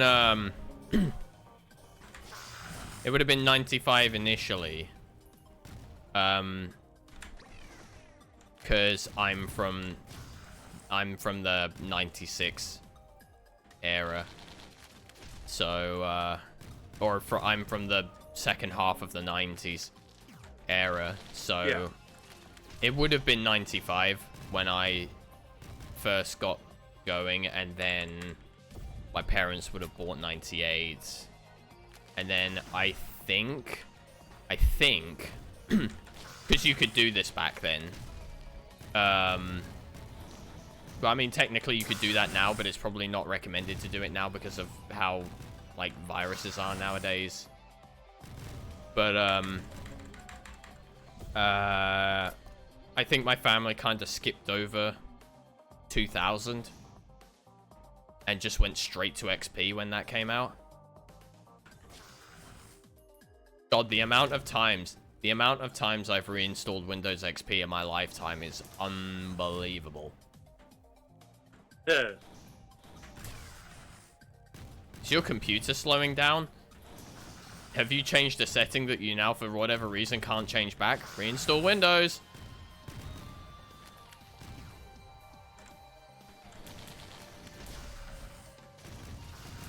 Because there was less problem caused by reinstalling your operating system back then. Now, if you reinstall your operating system, there's so much that's, like, ingrained in it now that it's going to cause you an awful lot of headache to get everything set back up again.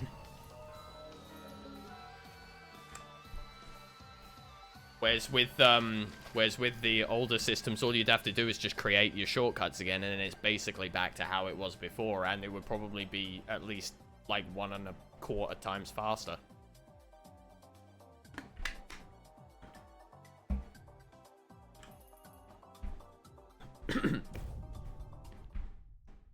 Or 25% faster, as more normal people would describe it. What? What's up? My PS2 BIOS went missing. Oh. All the files are just gone. Sony got you, my man. Oh, wait, no, that's not really a Sony thing to do. That would be a Nintendo thing to do. Yeah, that'd be a Nintendo thing to do. Sony doesn't seem to care. Which is fair. Hey, yo, what? What?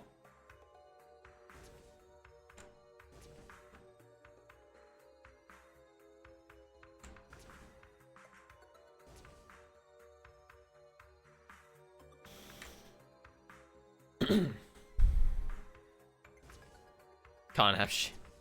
Oh, you can't have shit on Windows. Right?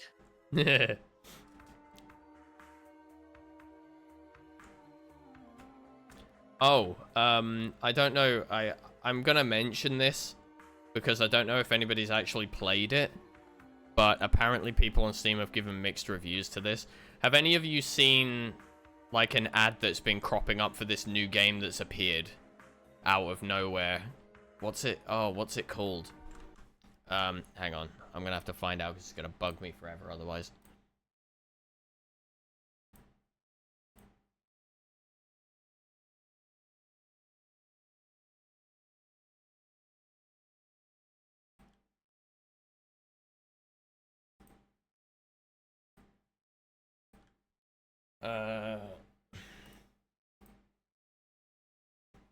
What is it called? What is it called? What is it called? Where are you? Oh, it's not on the front page anymore. That's strange. It was on the front page earlier today.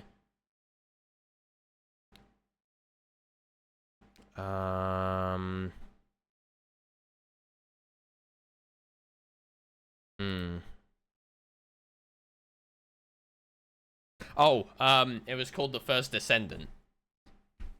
I've seen ads popping up all over YouTube for it. And, I got curious because I saw it pop up on the front page of Steam. I was like, oh, okay. Let's see what this is about. It's a free-to-play game, but the reviews are mixed, and for a free-to-play game, I was already like, okay, well, that's not a great sign. Yeah. But apparently there's two major problems that people have with the game. Number one is that it's microtransactions galore, which I kind of get. It's a free-to-play game, right? And it's probably an online game as well, so you got to get money into the game somehow. But, oh, fucking hell. Apparently the other problem people have is something to do with the T's and C's. People don't like the fact that, basically, to simplify it, there's a clause in the T's and C's that says that they have the full rights to use and resell any content you make involving the game. Yeah. Which I'm like, yeah, that's a little bit of a questionable thing.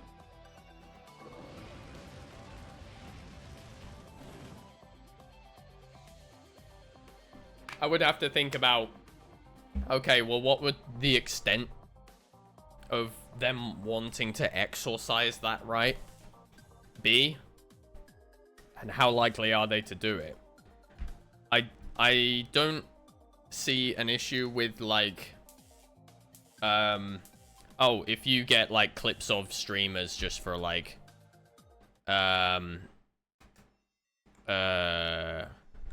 marketing for it.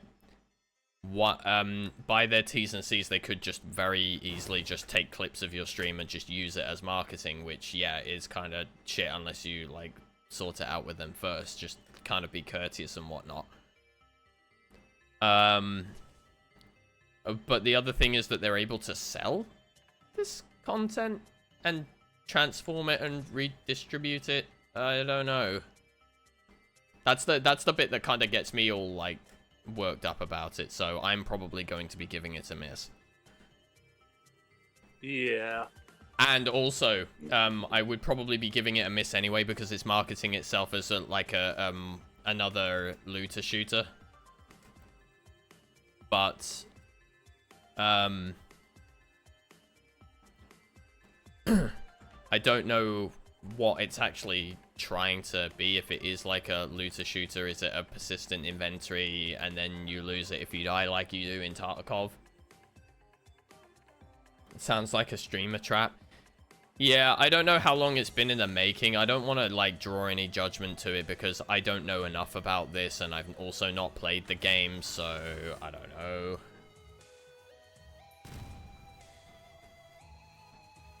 But yeah, people seem to not like how heavy the microtransactions in the game are. I think I remember somebody stating specifically that you can get a skin in the game, but you would have to re-buy the skin for the different characters, apparently. Which I'm like, yeah, okay. Well, a bit of a bitch. Well, I mean, yeah, but Rocket League is the same. You can get, like, a skin for a car, and then get the skin for another car. The only difference is with Rocket League, you get free drops every so often, so you can eventually just get the skin that you want just out of pure luck. Which is how, like, if you've ever seen me play Rocket League, the car that I have, the Sentio that I drive, I think it's the Sentio is what it's called. The skins I have for that, and the colors and the wheels and the toppers and stuff that I have for that, I got from free drops. I've not put money into that game at all. I just got very lucky. Oh, yeah. I just got very lucky to put the... Well, okay. Actually, I have put money into Rocket League because I bought it when it was new. Before it was free to play. So before all of the this was before all, like, the loot box gambling fiasco happened. So yeah. So loot boxes were still keys and stuff.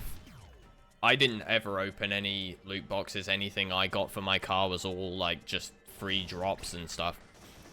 I don't mind having microtransactions in a game like that, but because obviously they've got to find some way to monetize it, but I would like for it to be optional. Kind of like, yeah. Kind of like how Elite Dangerous does it. Now, see, with Elite Dangerous I have put money into. A fair amount of money into, actually, because I've got the DLCs, I got the game, I have then bought extra cosmetics after the fact.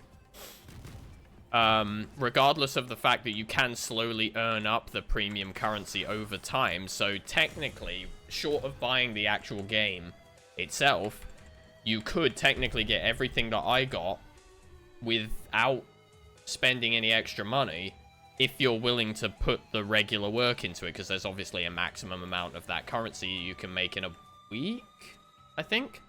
I think the cap is 300 a week for ARCs. Either way, it is possible if you're willing to put enough work in to get everything that I got for free. You don't have to put money in. It's just I don't mind putting money into a game like Elite Dangerous because of it's actively being developed and expanded. And obviously they're going to need some way to keep their servers alive, so sure, I'm down. It was like, what did I put money into recently? I bought something for a game recently. Oh, jeez. I can't remember now. Sorry. Sorry, the window's open and the weather's trying to kill me again.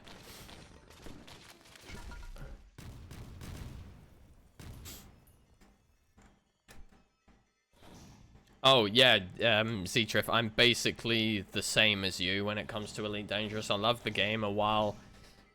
Well, no, I'm not going to bother repeating it because it's basically exactly the same as what you just said. So, thank you. So, thank you for wordifying my response. Crap. What was it? What was it I recently got something for? I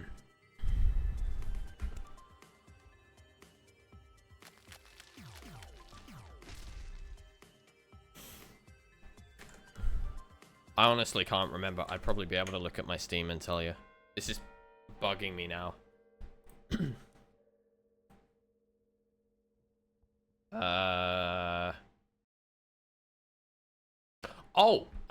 ATS and ETS. I recently got the last DLC, the last map expansion that I needed for ATS.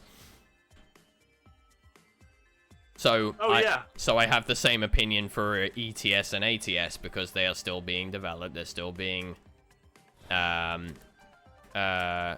fixed and are still active. And while they don't really have servers to upkeep, because convoys work peer-to-peer, I think. And while they don't have that cost, I'm still willing to put money into it because they're still doing stuff with it. It's like something like Team Fortress 2, for example. I'd probably be less willing to put into because, number one, you can just get stuff for free again. And I don't know if the bot problem has been fixed. I know they did it. I know they had a thing recently where they made a real hard hit against it recently. But again, I don't play it often enough. And it doesn't really get enough attention for me to warrant wanting to put money into it.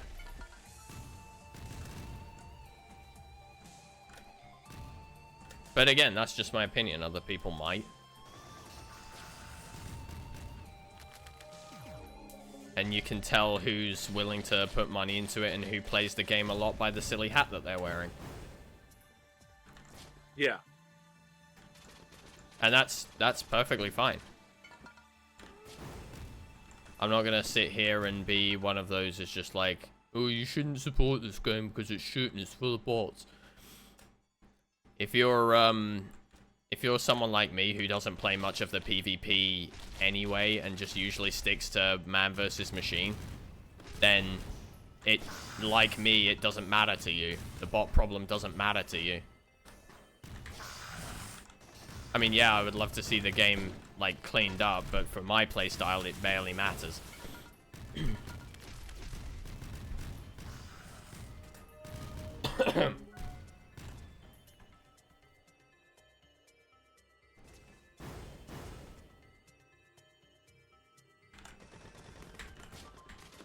Woo.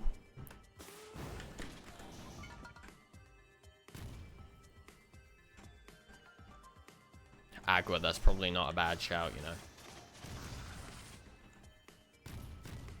Let me find the teleporter and then I'll, there we go. As soon as I go and reach for my Agua.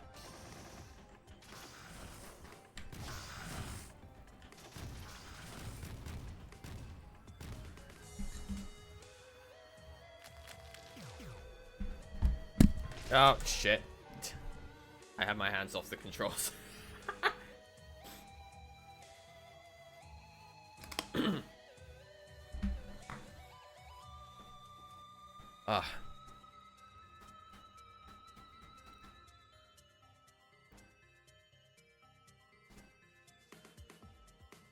Was I seriously in the first level for 9 minutes? Wait.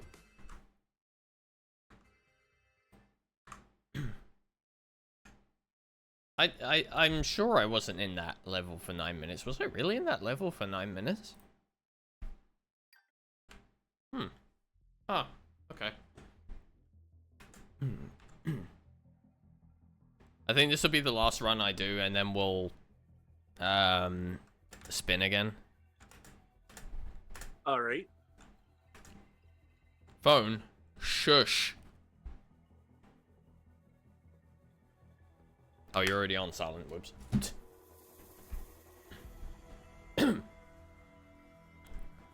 I heard it vibing.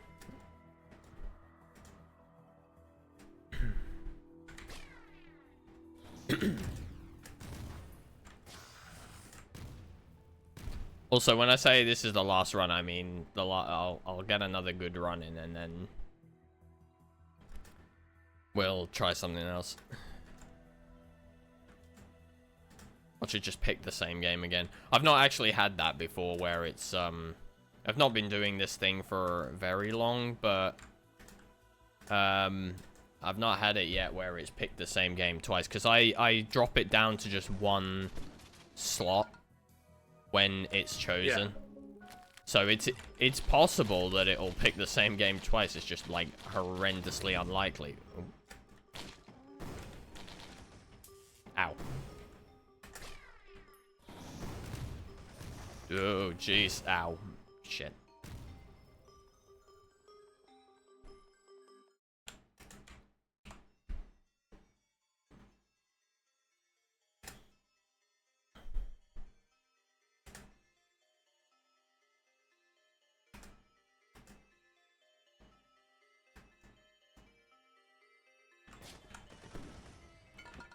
Also, I like how, and they carried this on in Risk of Rain 2, actually, that each time you go into a different area, there's slight variations in the map.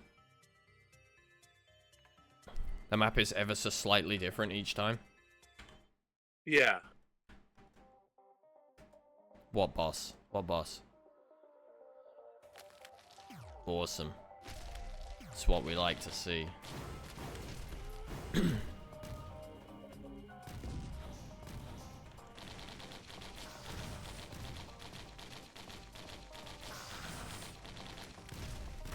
Oh god, that bad. No, damn it.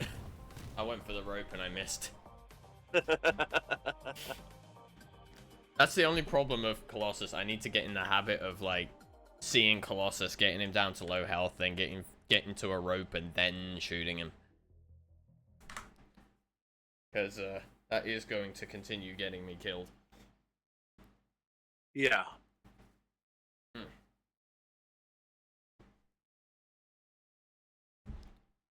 I think I'm gonna change this a little bit because it's getting a little cold in here.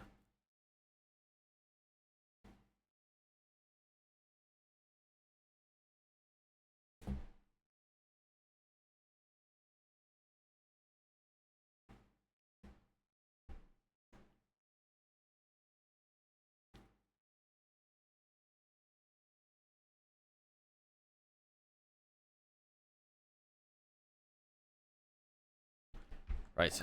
Oop.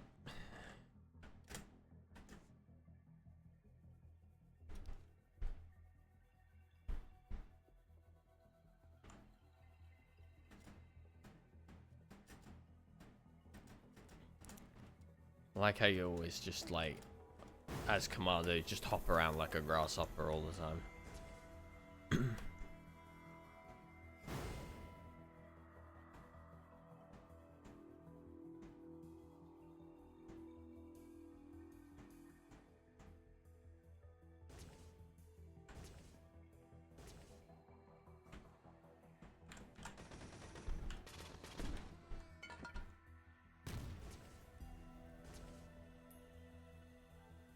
Wonder, is there a way I can, like,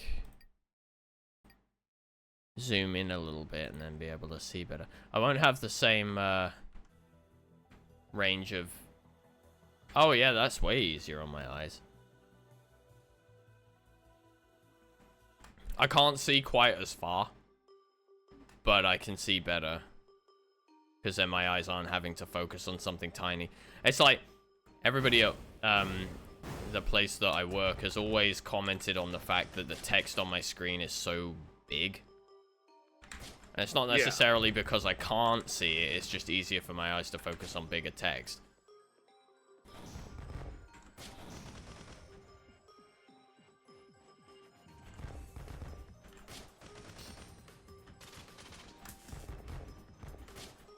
Oh, that was risky. Damn it.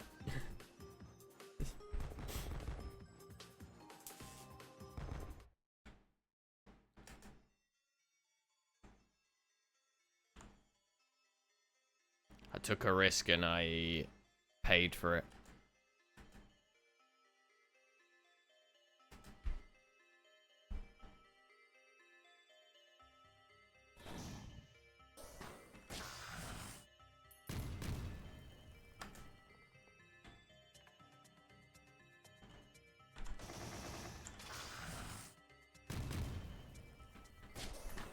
Oh. Well played, sir.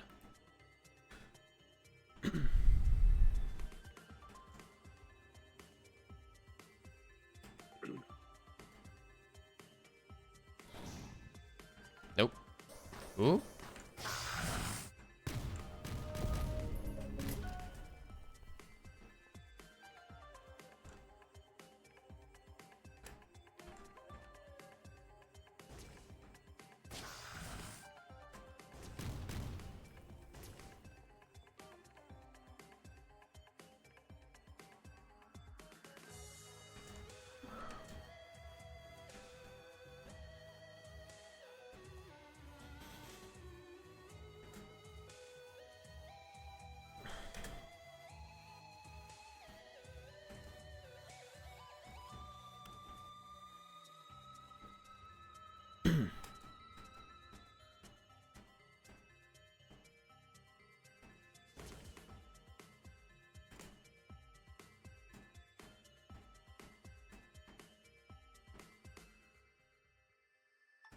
I see you jumping along with the beat. I do that all the time. Have you ever seen me, playing Simpsons Hit and Run? Oh, yeah. When I'm just driving along, I've done the mission so many times that I'm doing the mission and driving, like, abusing, or not abusing, but using the physics to drive around the way. Oh, that's a game I could probably add to, yeah, probably. Spinner, though maybe not the randomizer. Although, okay, how sensitive are we? I'm gonna throw this out to chat real quick. How sensitive are we to offensive humor? I mean, it's built into the game. It's not something that you're doing intentionally. It's very outdated. Well, for part of it anyway, it's somewhat outdated humor. The whole thing is pretty outdated, let's be fair. I mean, it's still really funny. Okay, I'll add it to... I tell you what, once we go back to the spinner, I'll add it. Right? But I will add it twice. And... I mean, if you want really outdated, get Conker's Bad Fur Day on there. Whoa. Ooh. Speedy boyo. But, okay, what I'll do is I'll add it, just, pre-warning that the humor in it's a little outdated. So when you have characters like, Patty and Selma and Apu in the same game, you get some somewhat colorful jokes every so often. Ow.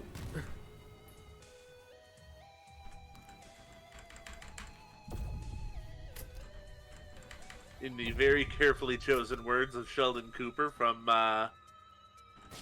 yeah, go Big on. Bang Theory. Go on. Go on. It's ethnic humor, the funniest kind of humor.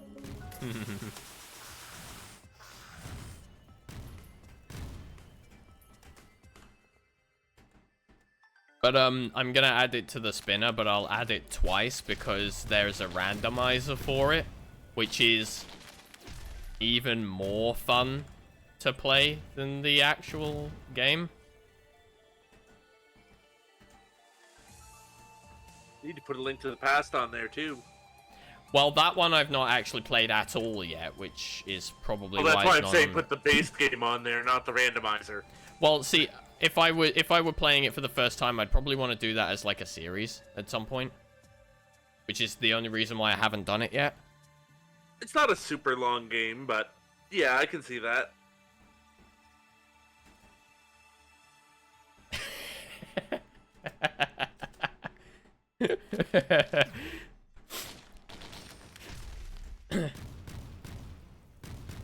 What are you chuckling about? I'm looking at chat.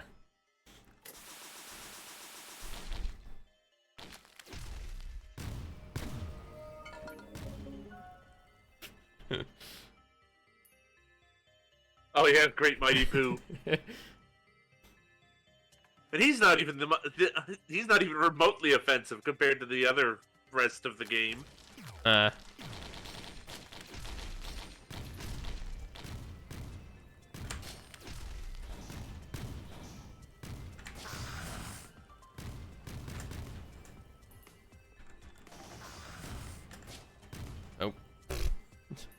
Okay.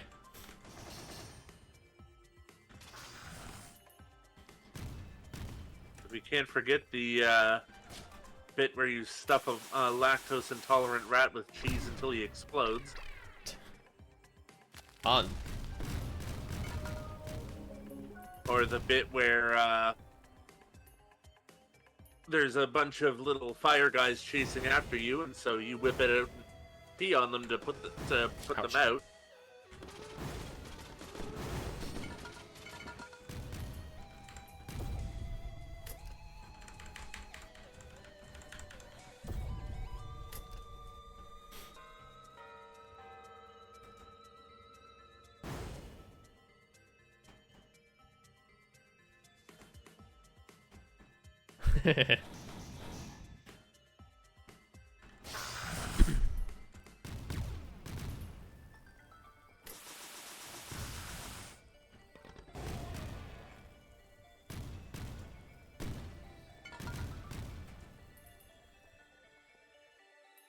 I just love it when you set off a ranged attack and you hear explosions off in the distance and then a whole bunch of experience and coins just coming out of nowhere at you.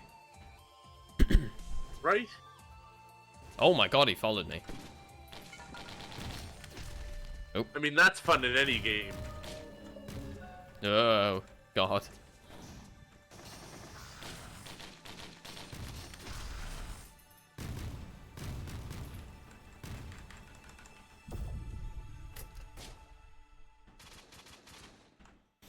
We should get some soldier syringes and turn my double tap pistols into a freaking machine gun.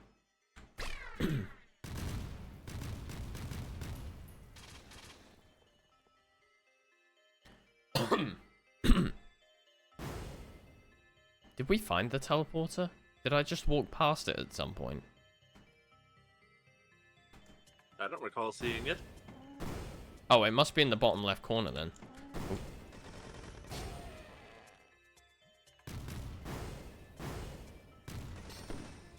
I thought I'd been in the bottom left corner. Ow. Shit. Alright. Alright. We're swapping out.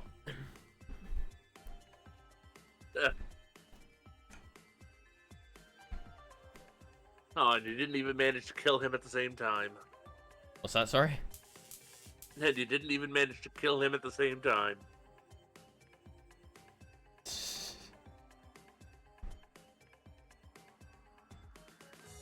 Oh, why is this moved? Okay. Right, where can I put this?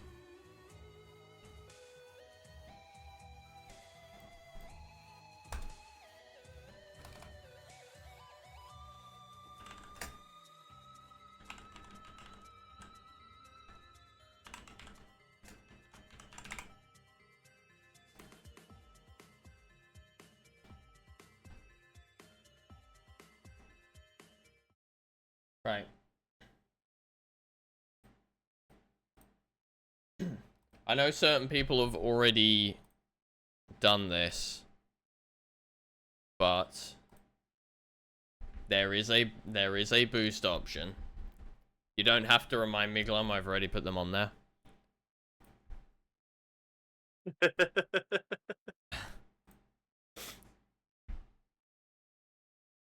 The options are, well, the options are outdated now because I just added 2 to it. So, what is your obsession? What is this obsession? I'm gonna absolutely love it. I'm gonna absolutely love it if this still doesn't get chosen. I'm gonna laugh at you so hard. There are so many on there. I know, right? But I'm probably gonna regret it.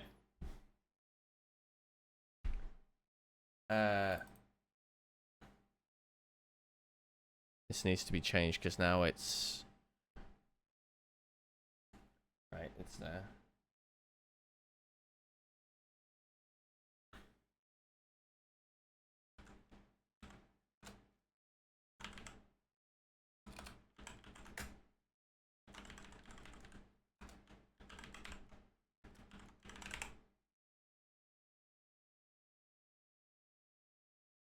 Oh, they don't fit on the page anymore.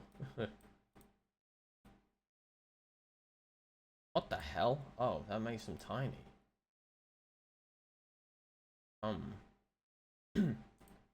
Okay, what about...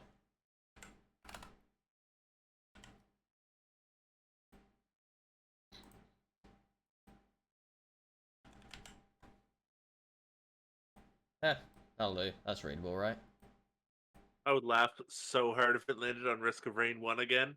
This is what I was saying earlier. I've never had it happen before, but I guess theoretically it's possible.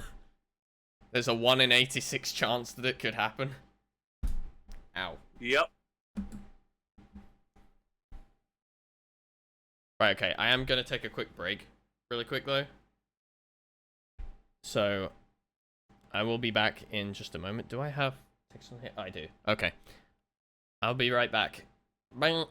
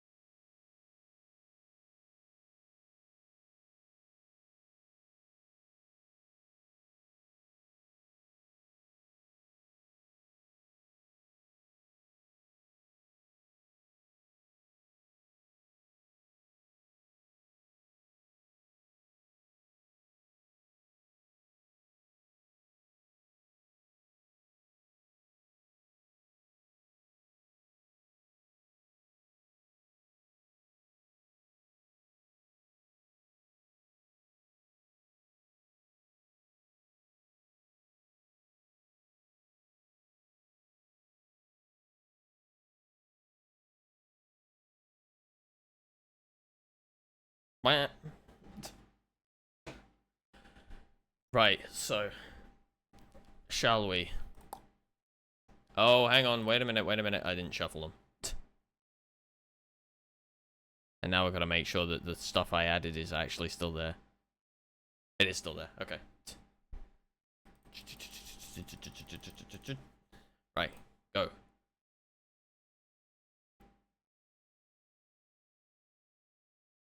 Don't do it. Don't do it.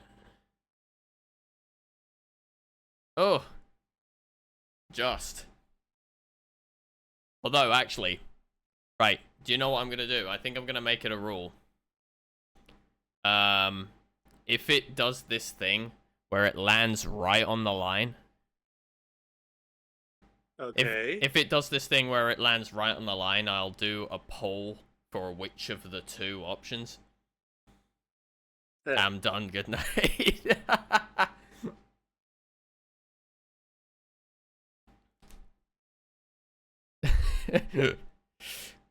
Right, here. So, can I set up a poll from here? Yes, I can.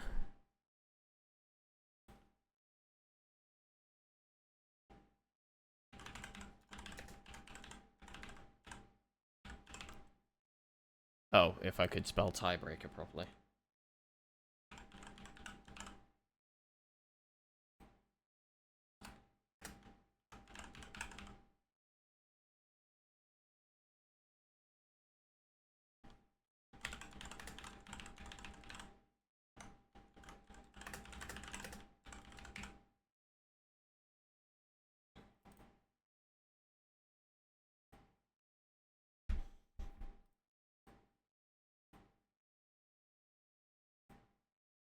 So, there, go for it.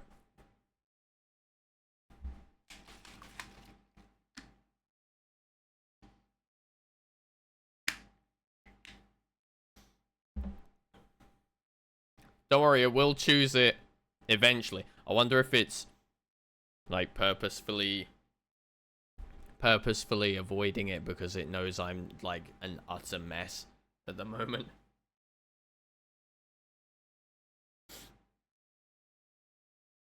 I don't know. I don't know. We know it's weighted, so you don't need to act so coy. Well, here's the thing. Eventually it's not going to be eventually it's going to be weighted in its favor because there's only so long it can really go for without being chosen.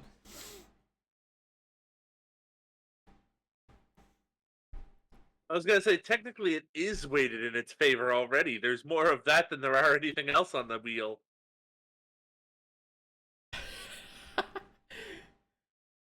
Hang on, I'll tell you exactly.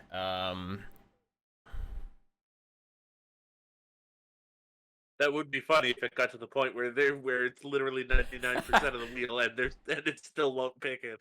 See, the thing is, if that did happen, I would probably at that point be like, you know what, I don't know whether to like just do it because of that or whether that's just really bad luck.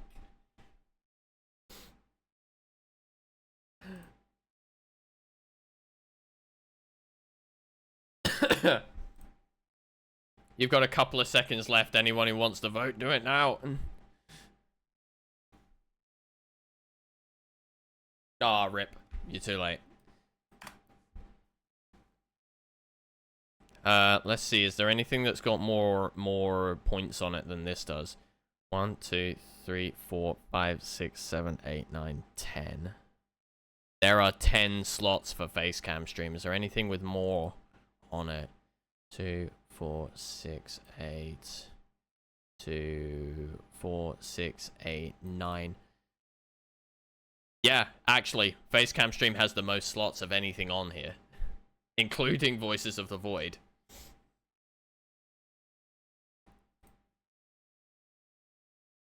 Oh. So actually, of all the options on here, facecam stream is actually the most likely to be picked. Only by a small margin, but it is still the most likely thing to get picked. Yep. That's also why I shuffle. It's also why I shuffle it because it makes it more unpredictable. Yeah. Yes, but I'm petty.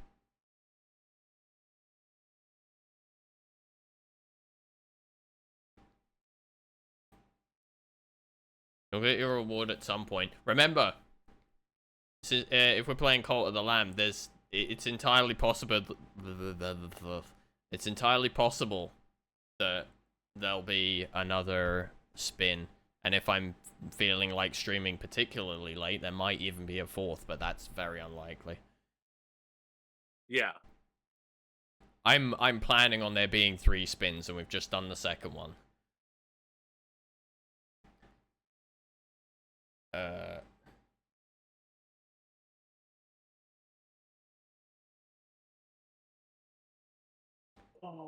Actually, Amper, Yeah. didn't you say there's a thing for Cult of the Lamb multiplayer now? Drops in August. Oh, darn it. Okay. I think the 10th or the 12th. Damn it. I'd have to look. We couldn't have waited. It's fine. We'll get to it later. Yeah, we will. It's not like that game's going anywhere. Oh, jeez, I've got to find it now. Where are you? God, it's been a while since I played Cult of the Lamb. January this year was when I last played it. Yeah, Bloody hell. I can believe that. Oh god, that means I've got to go in and turn on... Oh, maybe that's why I stopped playing it regularly in the end, because the Twitch stuff wasn't really working properly. Here, I'll enable the Twitch things again. I'm assuming that the game is still going to be linked to it, but I guess we'll have to wait and see.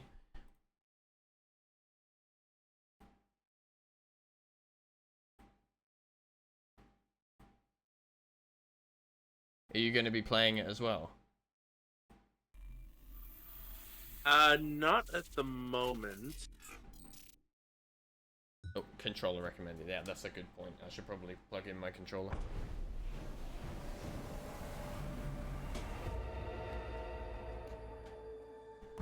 Oh, actually, I need to restart the stream so the title is right. Yeah. So give me 2 ticks. I'm gonna reboot the stream as well. 10-4. What the hell? Why can't you? Oh, okay. Right. BRB.